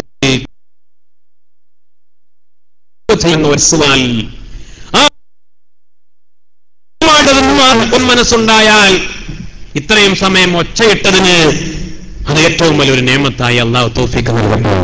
ഇനി ഒരു കാര്യം എന്തായാലും നമുക്ക് ചെയ്യാൻ കഴിയും. ഇതിൽ കള്ള് കുടിക്കാത്ത ആൾക്കാരുണ്ടാവുമല്ലോ, കുട്ടികളും ചെറുപ്പക്കാർ. വെറുക്കണം, നമ്മൾ വെറുക്കണം. ആരെന്ത് പറഞ്ഞാലും, എവിടെ പോയാലും, കൂട്ടുകാരോ ആരോ എത്ര പറഞ്ഞു പറ്റിച്ചാലും, പ്രലോഭിപ്പിച്ചാലും, താല്പര്യപ്പെടുത്തിയാലും ഒരു ഘട്ടത്തിലും ഞാൻ ഒരിക്കലും മദ്യപിക്കുകയില്ല എന്ന ശക്തമായ തീരുമാനമെടുക്കണം. അള്ളാഹു തൗഫീഖ് നൽകി അനുഗ്രഹിക്കട്ടെ. ഒരു സുഹൃത്ത് ഈ അടുത്ത് പറഞ്ഞു, ഒരു നിക്കാഹിന്റെ സദസ്സില്, സാധാരണ നമ്മുടെ നാട്ടിലൊക്കെ ഒരു പണിയുണ്ട്, നിക്കാഹ് കഴിഞ്ഞാല് ആ റിക്കാർഡ് ഒപ്പിടിക്കലൊക്കെ മുക്കരിമാരാണ്. നല്ലൊരു ശതമാനം അങ്ങനെയാ. ചിലയിടത്തോ കമ്മിറ്റിക്കാർ പോവും, ഖത്തീബ് നിക്കാഹ് ചെയ്യും, മുക്കരി കിതാബും കെട്ടിട്ട് പോകുന്നിട്ട് ഒപ്പിടിക്കും, അല്ലെ? പുതിയാപ്പള്ളിനെ കൊണ്ട്, വലിയനെ കൊണ്ട്, സാക്ഷികളെ കൊണ്ടൊക്കെ. ഒരു കല്യാണത്തിന് പള്ളിയിൽ വെച്ചാ നിക്കാഹ്. കല്യാണത്തിന് ഇങ്ങനെ ഒപ്പിടിച്ചു. അങ്ങനെ ഒപ്പിടാണ്. രണ്ടാമത്തെ സാക്ഷി ഇങ്ങനെ ഒപ്പിടാണ്. അപ്പൊ സാക്ഷി ചോദിച്ചു, എവിടെ ഒപ്പിടണം ചോദിച്ചു മുക്കറിനോട്. എവിടെ ഒപ്പിടണമെന്ന് ഇവൻ തൊള്ള തുറന്ന് ചോദിച്ചപ്പോ തൊള്ളേന്നൊരു മണം. അപ്പൊ മുക്കർക്ക് മനസ്സിലായി മുക്കര് ചെറുപ്പക്കാരനാണ്. ഈ മണം കേട്ടപ്പോ നിക്ക് മോനെ ഒപ്പിടാൻ പറ്റും, 1 മിനിറ്റ് ആണ്. എന്നിട്ട് പള്ളിയുടെ ചെരുവിലേക്ക് വിളിച്ചുകൊണ്ടായി കയ്യെ പിടിച്ചിട്ട് ഒറ്റ ചോദ്യം, എന്ന് പറഞ്ഞ ഒറ്റ ചോദ്യം, ഇത് കള്ളു പിടിച്ചിട്ടില്ല, അതൊരൊറ്റ ചോദ്യം. അതിൽ ഇവൻ പെട്ടെന്ന് ഞെട്ടി. ഉസ്താദേ, നിങ്ങൾ എന്നെ വഷളാക്കരുത്, ഞാൻ മാത്രല്ല പുതിയാപ്പിളയും കുടിച്ചുക്കണു, ഈ വന്ന് ഞങ്ങൾ കുറെ ആളുകൾ കുടിച്ചുക്കണു. അപ്പൊ അവൻ കാരണം പറഞ്ഞു. എന്താ കാരണം? പുതിയാപ്പിളയെ വരനെ ഡ്രസ്സ് മാറ്റാൻ വേണ്ടി അവന്റെ റൂമിലേക്ക് പോയി.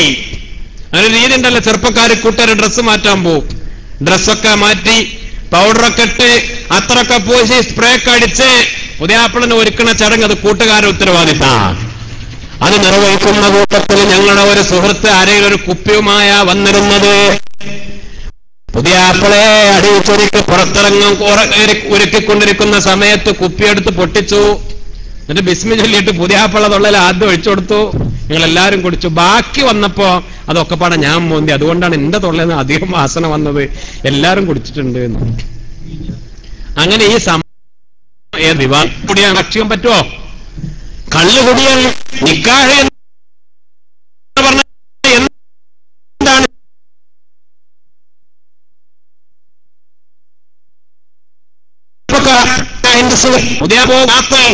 നിക്കാഹിന്റെ വേദികൾ ആഭാസങ്ങളെ കൊണ്ട് അടിച്ചുപൊളിക്കുന്ന ചെറുപ്പക്കാരാ, നമ്മൾ ചിന്തിക്കണം. എന്താ നിക്കാഹ്? രാജാതിരാജനായ റബ്ബിനെ, പടച്ച റബ്ബിന്റെ നാമം കൊണ്ട് ബിസ്മി ചൊല്ലി മുത്തുനബിയുടെ മേൽ സ്വലാത്ത് ചൊല്ലി ശക്തമായ ഒരു ഉടമ്പടിയാണ്. ആ ഉടമ്പടി കഴിഞ്ഞുകൊണ്ട് ഉസ്താദുമാരെ ദുആ ചെയ്യും. ബാറക്കല്ലാഹു ലക്കുമാ വബാറക അലൈക്കുമാ വജമാ ബൈനകുമാ ഫീ ഖൈരി വആഫിയ.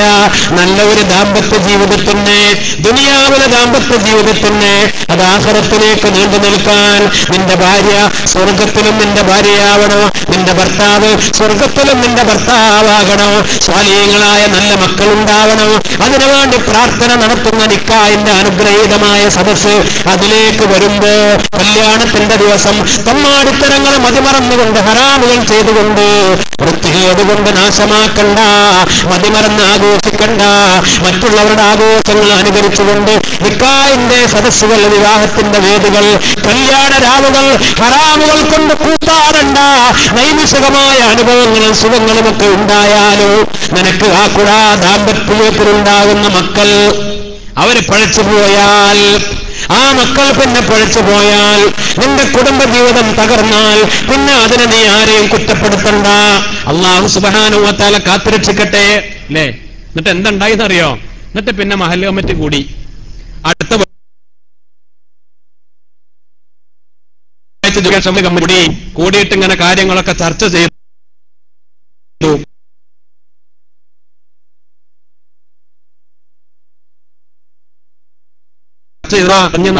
ഇപ്പൊ ചെറുപ്പക്കാരൊക്കെ കള്ളുടിക്കണമൊക്കെ സ്വാഭാവികമാണ്. അത് ചിലപ്പോ കല്യാണത്തിന്റെ തീരുമാനം. മുക്കരി ആ കുടുംബത്തെ വഷളാക്കി, മാന്യമായ ഒരു കുടുംബത്തിലെ ചെറുപ്പക്കാരനാണ്, അവരെ പ്രതിഷേധിച്ച് ഖത്തീബ് ഇറങ്ങിപ്പോയി. കാലം അങ്ങനെയൊക്കെയാണെന്ന് പറയണ്ട, കാലത്തിന് മോശമൊന്നുമില്ല. ഇമാം ഷാഫിഈ റളിയല്ലാഹു തആല കാലഘട്ടം അങ്ങനെ കാലഘട്ടം മോശമാണെന്ന് പറയണ്ട. കാലഘട്ടത്തിനൊരു മോശമല്ല.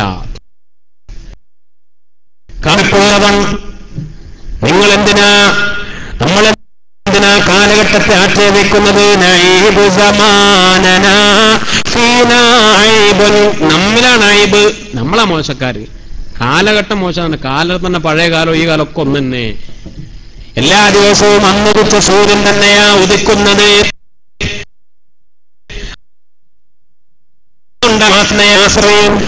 പരിപൂർണമായ പ്രകാശം പരത്തുന്ന മാസവും തന്നെ, സൂര്യനും തന്നെ, കൊല്ലവും നേരം വെളുക്കും വൈകുന്നേരവും, കാലം കൊന്നു തന്നെയാണ്. നമ്മളാ മോശക്കാർ.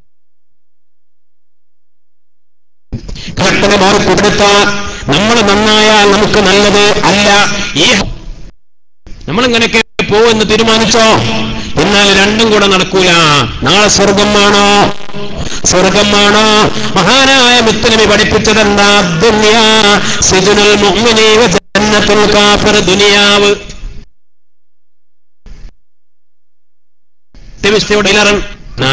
ഇതിലൊന്നും വിശ്വാസമല്ലാതെ ദുനിയാവ് അടിച്ചു പൊളിച്ച് ദുനിയാവിനെ സ്വർഗാക്കുന്നവരെ സംബന്ധിച്ചിടത്തോളം അവിടെ നരകം കിട്ടും. അള്ളാഹു കാത്തുരക്ഷിക്കട്ടെ. ഇവിടെ സ്വർഗമാക്കിയാൽ അവിടെ നരകമാ.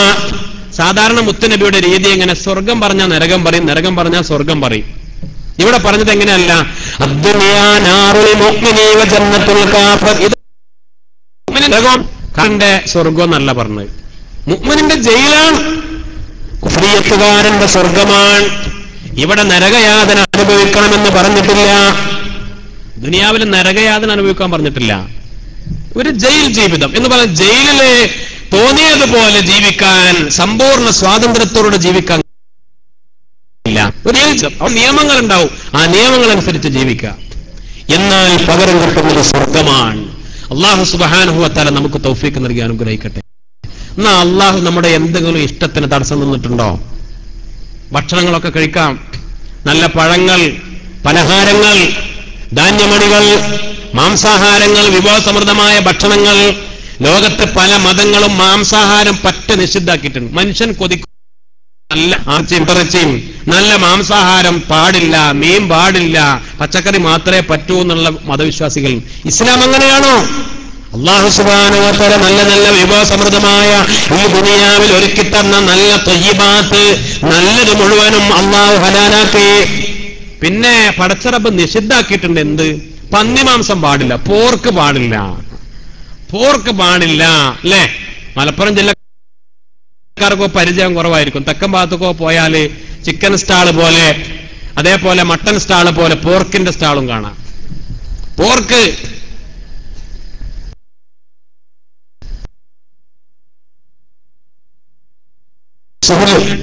പഴയ ലോകത്തെ ഒരു പ്രഗത്ഭനായ ഒരാൾ ഇസ്ലാമിലേക്ക് കടന്നു വന്നു. പല യൂണിവേഴ്സിറ്റികളിൽ പഠനം നടത്തിയ പ്രഗത്ഭൻ അദ്ദേഹം സൂക്കൾ ഇസ്ലാം കുറിച്ചു.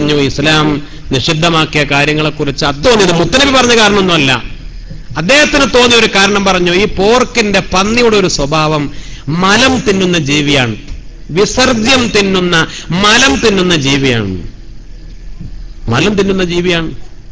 അപ്പൊ ഈ കുട്ടികൾ സഹപാഠികളായ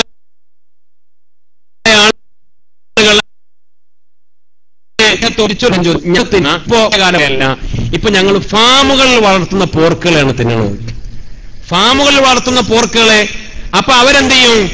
അവരെ തിന്നാന് നല്ല പച്ചക്കറിയും നല്ല സാധനങ്ങളൊക്കെ കൊണ്ടുപോയി കൊടുക്കുക. അപ്പൊ അതുകൊണ്ട് മലം തിന്നാത്ത, വിസർജ്യം തിന്നാത്ത വൃത്തിയുള്ള പോർക്കുകൾ, നല്ല ഭക്ഷണം തീറ്റ കൊടുത്ത് വളർത്തുന്ന ഫാമിലാണല്ലോ, ആ പോർക്കുകൾ തിന്നാപ്പൻ എന്താ കുഴപ്പമെന്ന് ചോദിച്ചു. അപ്പൊ സത്യത്തിൽ താൽക്കാലികം അദ്ദേഹത്തിന് അപ്പോൾ ഉത്തരം മുട്ടി. പിന്നെ അദ്ദേഹം പറയുന്നു, ഞങ്ങൾ ഒരുമിച്ച്, ഈ കൂട്ടുകാരൻ ഞങ്ങളൊക്കെ ഒരുമിച്ച് ഒരു ടൂർ പോയി, ഒരു സ്റ്റഡി ടൂർ പോയി.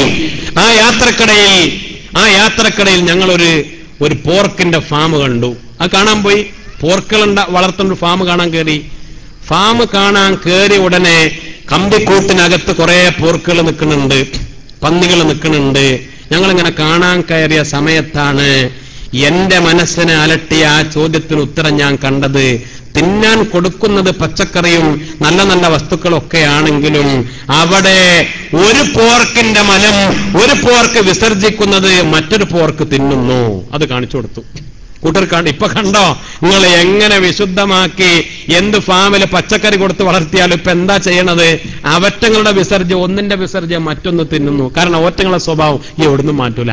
എന്നിട്ട് ഫാം നടത്തുന്ന ആളോട് ചോദിച്ചപ്പോൾ സ്വന്തം മലം തിന്നും ഇവറ്റ. അതാണ് സ്വന്തം മലം പോലും. പിന്നെന്താ? ആധുനിക പഠനങ്ങൾ തെളിയിക്കുന്നു, എത്ര 300 ഡിഗ്രി സെൽഷ്യസിൽ കത്തിത്തിളപ്പിച്ചാൽ പോലും നശിച്ചു പോകാത്ത പലതരത്തിലുള്ള വിരകൾ, വേമുകൾ, മാരകമായ വസ്തുക്കൾ പന്നിയുടെ അതേപോലെ നായയുടെ ഒക്കെ മാംസത്തിലുണ്ട്. അല്ലാഹുവിന്റെ റസൂല് 1400 കൊല്ലം മുമ്പ് ഹറാമാക്കിയത്, മദ്യത്തെ ഹറാമാക്കിയത്, പന്നിമാംസത്തെ ഹറാമാക്കിയത് ലബോറട്ടറികളിൽ ഗവേഷണം ചെയ്യുന്നുണ്ട്. ഗവേഷണത്തിൽ കണ്ടെത്തിയ മാരകമായ അവസ്ഥകളെക്കാൾ കണ്ടെത്താത്ത എല്ലാ വൃത്തികേടുകളും അറിയുന്ന മനുഷ്യനെ പടച്ച, മനുഷ്യന്റെ ആവശ്യമായ ഭക്ഷണ പദാർത്ഥങ്ങളെ സൃഷ്ടിച്ച, പന്നിയെ പടച്ച, നായയെ സൃഷ്ടിച്ച രാജാതിരാജനായ റബ്ബിന്റെ വഹിയിലൂടെ മുത്തനബി പറഞ്ഞതാ പന്നിമാംസം പാടില്ല. നല്ലതൊക്കെ ഹലാലാക്കി, ചീത്തതൊക്കെ ഹറാമാക്കി. അല്ലേ? ചില മതങ്ങള് പെണ്ണിട്ടാൻ പാടില്ല, മനുഷ്യന്റെ വൈകാരികമായ ശാരീരിക സുഖങ്ങൾ അനുഭവിക്കാൻ പാടില്ല. എന്നാലോ ഇസ്ലാം മാന്യമായ നിയമം, വൈവാഹിക നിയമങ്ങൾ, മുത്തുനബിയുടെ സുന്നത്ത്, അന്നിക്കാഹു മിൻ സുന്നത്തി, നിക്കാഹ് എന്റെ സുന്നത്താണ്, അമ്പിയാക്കളുടെ സുന്നത്താണെന്ന് മുത്തുനബി പറഞ്ഞു. അതും വല്ലാത്തൊരു വർത്താനാണ്. അതൊരു വല്ലാത്ത വർത്താനാണ്. നിങ്ങൾ ചിന്തിക്കണേ, റസൂലുള്ളാഹിക്ക് ആയിരക്കണക്കിന് സുന്നത്തുകളുണ്ട്. അല്ലേ? താടി വളർത്തൽ സുന്നത്താണ്, തലമറക്കൽ സുന്നത്താണ്, മിസ്വാക്ക് ചെയ്യൽ സുന്നത്താണ്, ഒരുപാട് സുന്നത്തുകൾ പറഞ്ഞപ്പോ അതെന്റെ സുന്നത്താണെന്ന് റസൂലുള്ളാഹി പറഞ്ഞിട്ടില്ല. നിക്കാഹു മിൻ സുന്നത്തി, നിക്കാഹ് എന്റെ സുന്നത്താണ്. അതിനെ ആരെങ്കിലും വെറുത്താൽ അവൻ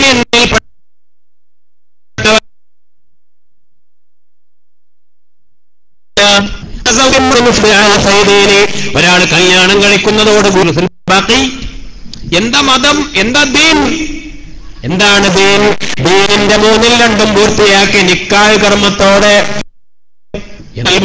മുഅ്മിനേ അത് അല്ലാഹു സുബ്ഹാനഹു വ തആല ഹലാലാക്കി അനുവദിച്ചു. കുടുംബജീവിതം ഏറ്റവും ഉന്നതമായ ദൗത്യമാക്കി. എന്താ മതം, എന്താണ് ദീൻ?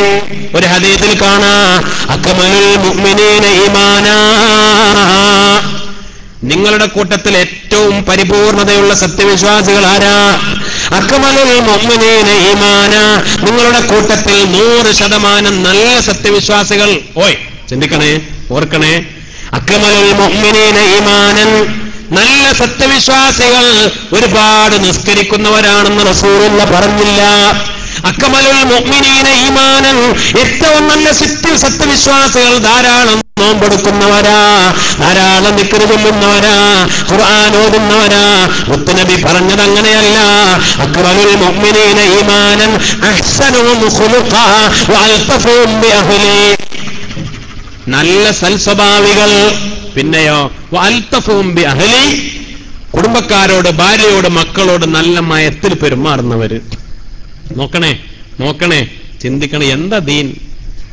ഒരു സഹാബി വന്ന് ചോദിച്ചു, മദ്ദീനു യാ റസൂലല്ലാഹ്, എന്താണ് ദീൻ നബിയെ, എന്താണ് ദീൻ, എന്താ മതം, എന്താണ് ദീൻ? റസൂലുള്ളാഹി പറഞ്ഞു, ഹുസ്നുൽ ഖുൽഖ്, സൽസ്വഭാവമാണ്. സാധാരണ ഇപ്പോ എന്താണ് മതം, എന്താണ് ദീൻ? നിസ്കാരാണ്, നോമ്പാണ്, പള്ളി പോകലാണ്, ഇത്തികാഫാണ്, സക്കാത്ത് കൊടുക്കലാണ്, ഹജ്ജാണെന്നൊക്കെ പറയോ എന്ന് വിചാരിച്ച സ്വഹാബി പിന്നെയും ചോദിച്ചു, മദ്ദീനു യാ റസൂലല്ലാഹ്, എന്താണ് ദീൻ? മുത്തുനബി പറഞ്ഞു, ഹുസ്നുൽ ഖുൽഖ്, സൽസ്വഭാവമാണ്. അതന്നെ ആവർത്തിച്ച് ചോദിച്ചപ്പോ സൽസ്വഭാവമാ. നാളെ മീസാനിൽ ഏറ്റവും കൂടുതൽ കനം വർദ്ധിപ്പിക്കുന്നത് എന്താണ്? മീസാനിൽ നന്മയുടെ തട്ടിൽ ഏറ്റവും കൂടുതൽ കനം വർദ്ധിപ്പിക്കുന്നത് എന്താ? മുത്തുനബി ചോദിച്ചു. മുത്തുനബിയോട് ചോദിച്ചപ്പോ റസൂലുള്ളാഹിന്റെ മറുപടി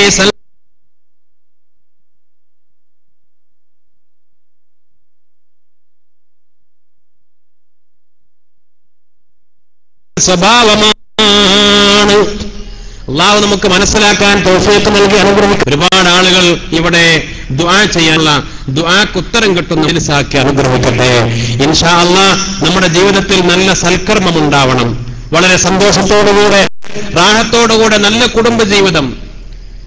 ഭാര്യമാർ അവരുടെ ഉത്തരവാദിത്തം, ഭർത്താക്കന്മാർ അവരുടെ ഉത്തരവാദിത്തം, മക്കൾ അവരുടെ ഉത്തരവാദിത്തം, മാതാപിതാക്കൾ അവരുടെ ഉത്തരവാദിത്തം. ദീനിയായി ഇൻഷാ അല്ലാഹ് നന്നായി പഠിക്കാനും പഠിച്ചതനുസരിച്ച് അമൽ ചെയ്യാനും രാജാതിരാജനായ റബ്ബ് സുബ്ഹാനഹു വ തആല നമുക്കെല്ലാവർക്കും സൗഭാഗ്യം പ്രദാനം ചെയ്യട്ടെ. ഒരുപാട് കേരള ഇസ്ലാമിക് ക്ലാസ് റൂമിലൂടെ നമ്മുടെ ഈ പരിപാടി കേട്ടുകൊണ്ടിരിക്കുന്ന, നമ്മുടെ ഈ സദസ്സിലുള്ളതിനേക്കാൾ കൂടുതൽ ആളുകൾ ഗൾഫ് നാടുകളിലും മറ്റുമൊക്കെയായി നിരന്തരം നമ്മുടെ വഅദുകളും പഠന ക്ലാസുകളുമൊക്കെ കേരള ഇസ്ലാമിക് ക്ലാസ് റൂമിലൂടെ കേട്ടുകൊണ്ടിരിക്കുകയാണ്, വീക്ഷിച്ചുകൊണ്ടിരിക്കുകയാണ്. ബൈലക്സില്, അതേപോലെ പിന്നെ റേഡിയോ, നെറ്റ് റേഡിയോ മുഖേനയൊക്കെ നമ്മുടെ ക്ലാസ് വീക്ഷിച്ചുകൊണ്ടിരിക്കുന്ന ധാരാളം ആളുകളുണ്ട്.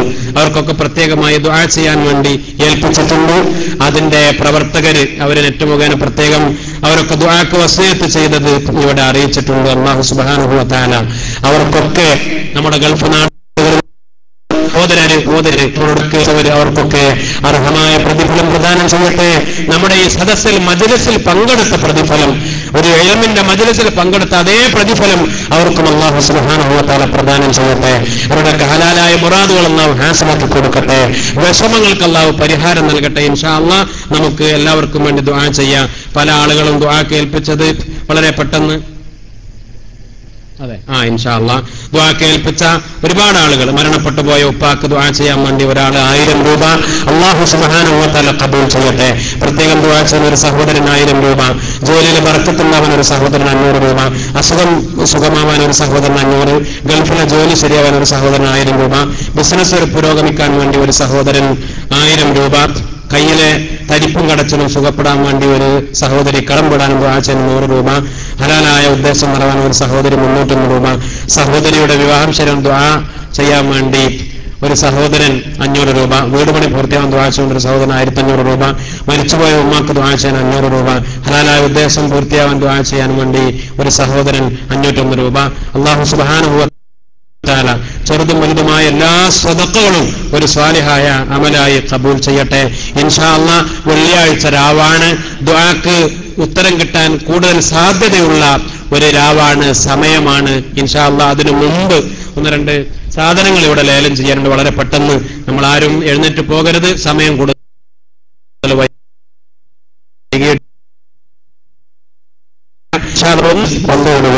ഇങ്ങനെ സദസ്സുകളിൽ ഏറ്റവും പ്രധാനം എന്ന് മനസ്സിലാക്കി ഇൻഷാ അല്ലാഹ് ദുആ പങ്കെടുത്ത് കൂടുതൽ നീട്ടിക്കൊണ്ടു പോകാതെ നമുക്ക് റാഹത്തായി വളരെ സന്തോഷത്തോടുകൂടെ പിരിഞ്ഞു പോകണം. നമ്മുടെ കാര്യങ്ങളിൽ പങ്കെടുക്കുക ഇൻഷാ അല്ലാഹ്. ഇനി ഈ പറഞ്ഞതുപോലെ മരിച്ചുപോയ ആളുകൾക്ക് വേണ്ടിയും നമ്മുടെയൊക്കെ കാര്യങ്ങൾക്ക് വേണ്ടി ദുആക്ക് ആഗ്രഹിക്കുന്ന ആളുകളൊക്കെ, പ്രത്യേകിച്ച് നമ്മുടെ കൗണ്ടറിൽ ഭാരവാഹികളെ നിങ്ങൾ ഉദ്ദേശിക്കുന്ന സദഖ ഏൽപ്പിച്ച് ഇൻഷാ അല്ലാഹ് ഇന്നത്തെ ദുആയിലും നാളത്തെ ദുആയിലും ഒക്കെ നമുക്ക് ഉൾപ്പെടാം. പടച്ച റബ്ബ് തൗഫീഖ് നൽകാൻ അനുഗ്രഹിക്കട്ടെ. ലേലം അത് എന്ത് സാധനങ്ങളാണെങ്കിലും നമ്മുടെ ഈ മജ്ലിസിന്റെ പ്രാധാന്യവും അതിന്റെ നമ്മുടെ ഈ കാര്യത്തിന്റെ വിലയും ഇൽമിന്റെ ഏറ്റവും ശക്തമായ വിലയും മനസ്സിലാക്കി കഴിവിന്റെ പരമ നല്ല സംഖ്യക്ക് എല്ലാവരും അത് വിളിച്ചെടുക്കതിൽ പങ്കെടുക്കുക. അല്ലാഹു ആ സാധനങ്ങളൊക്കെ സംഭാവന ചെയ്ത ആളുകൾക്കും വിളിച്ചെടുക്കുന്ന എല്ലാവർക്കും അർഹമായ പ്രതിഫലം പ്രദാനം ചെയ്യട്ടെ. എല്ലാവരും ഇതിൽ പങ്കെടുക്കുക. പടച്ച റബ്ബ് നമുക്കും നമ്മുടെ പ്രവർത്തകർക്കും നമ്മുടെ ഉദ്ദേശങ്ങളൊക്കെ നിറവേറാൻ ഈ കാര്യം, ഈ പരിപാടി റാഹത്തായി വിജയിക്കാനും പടച്ച റബ്ബ് വേണ്ടത് നൽകി അനുഗ്രഹിക്കട്ടെ. വാഖിറു ദഅവാനാ അൽഹംദുലില്ലാഹി റബ്ബിൽ ആലമീൻ.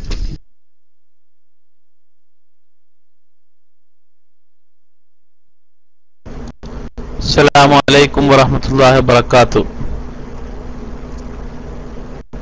ബഹുമാനപ്പെട്ട സലാഹുദ്ദീൻ ഫൈസി വല്ലപ്പുഴ ഉസ്താദിന്റെ നല്ലൊരു പ്രഭാഷണമാണ് ഇതുവരെ നാം കേട്ടത്. ഇൻഷാല്ലാഹ് അവർ കുറച്ചു കഴിഞ്ഞാൽ തിരിച്ചു വരും. അപ്പോഴേക്ക് നമുക്ക് ഹദ്ദാദ് റാത്തീബ് തീർക്കേണ്ടതുണ്ട്.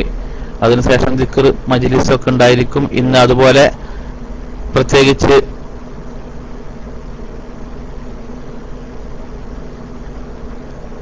കേരള ഇസ്ലാമിക് ക്ലാസ് റൂമിൽ ഏത് വിഷയത്തിലും ചോദിക്കുവാനുള്ള ഒരു അവസരം ബഹുമാനപ്പെട്ട MT ഉസ്താദ്, അതുപോലെ അൻവർ ഉസ്താദ്, സുന്നി നേതൃത്വത്തിൽ ചർച്ച നടക്കുന്നുണ്ട്. അപ്പോൾ എല്ലാവരും ചോദ്യങ്ങൾ ചോദിക്കാൻ വരണം എന്നും കൂടി അറിയിക്കുന്നു. ഇൻഷാല്ലാഹ് ഹദ്ദാദ് ചെല്ലാൻ ഉസ്താദ്മാർ ആരെങ്കിലും മൈക്കിൽ വരണം എന്ന് അഭ്യർത്ഥിക്കുന്നു. ഉസ്താദ്മാർ ഫ്രീയുള്ള ആളുകൾ ആരെങ്കിലും രജിസ്റ്റർ ചെയ്ത് പെട്ടെന്ന് വരിക. കാരണം ലൈവ് ആവുമ്പോൾ തിരിച്ചു വരും. ഓക്കെ, അതുള്ള കുട്ടികൾക്ക് അസ്സലാമു അലൈക്കും വറഹ്മത്തുള്ളാഹി. 2-3 ആളുകൾ മരിച്ച അറിയിച്ചു, അവർക്ക് വേണ്ടി ദുആ ചെയ്യണമെന്നും കൂടി വസിയത്ത് ചെയ്യുന്നു. അസ്സലാമു അലൈക്കും.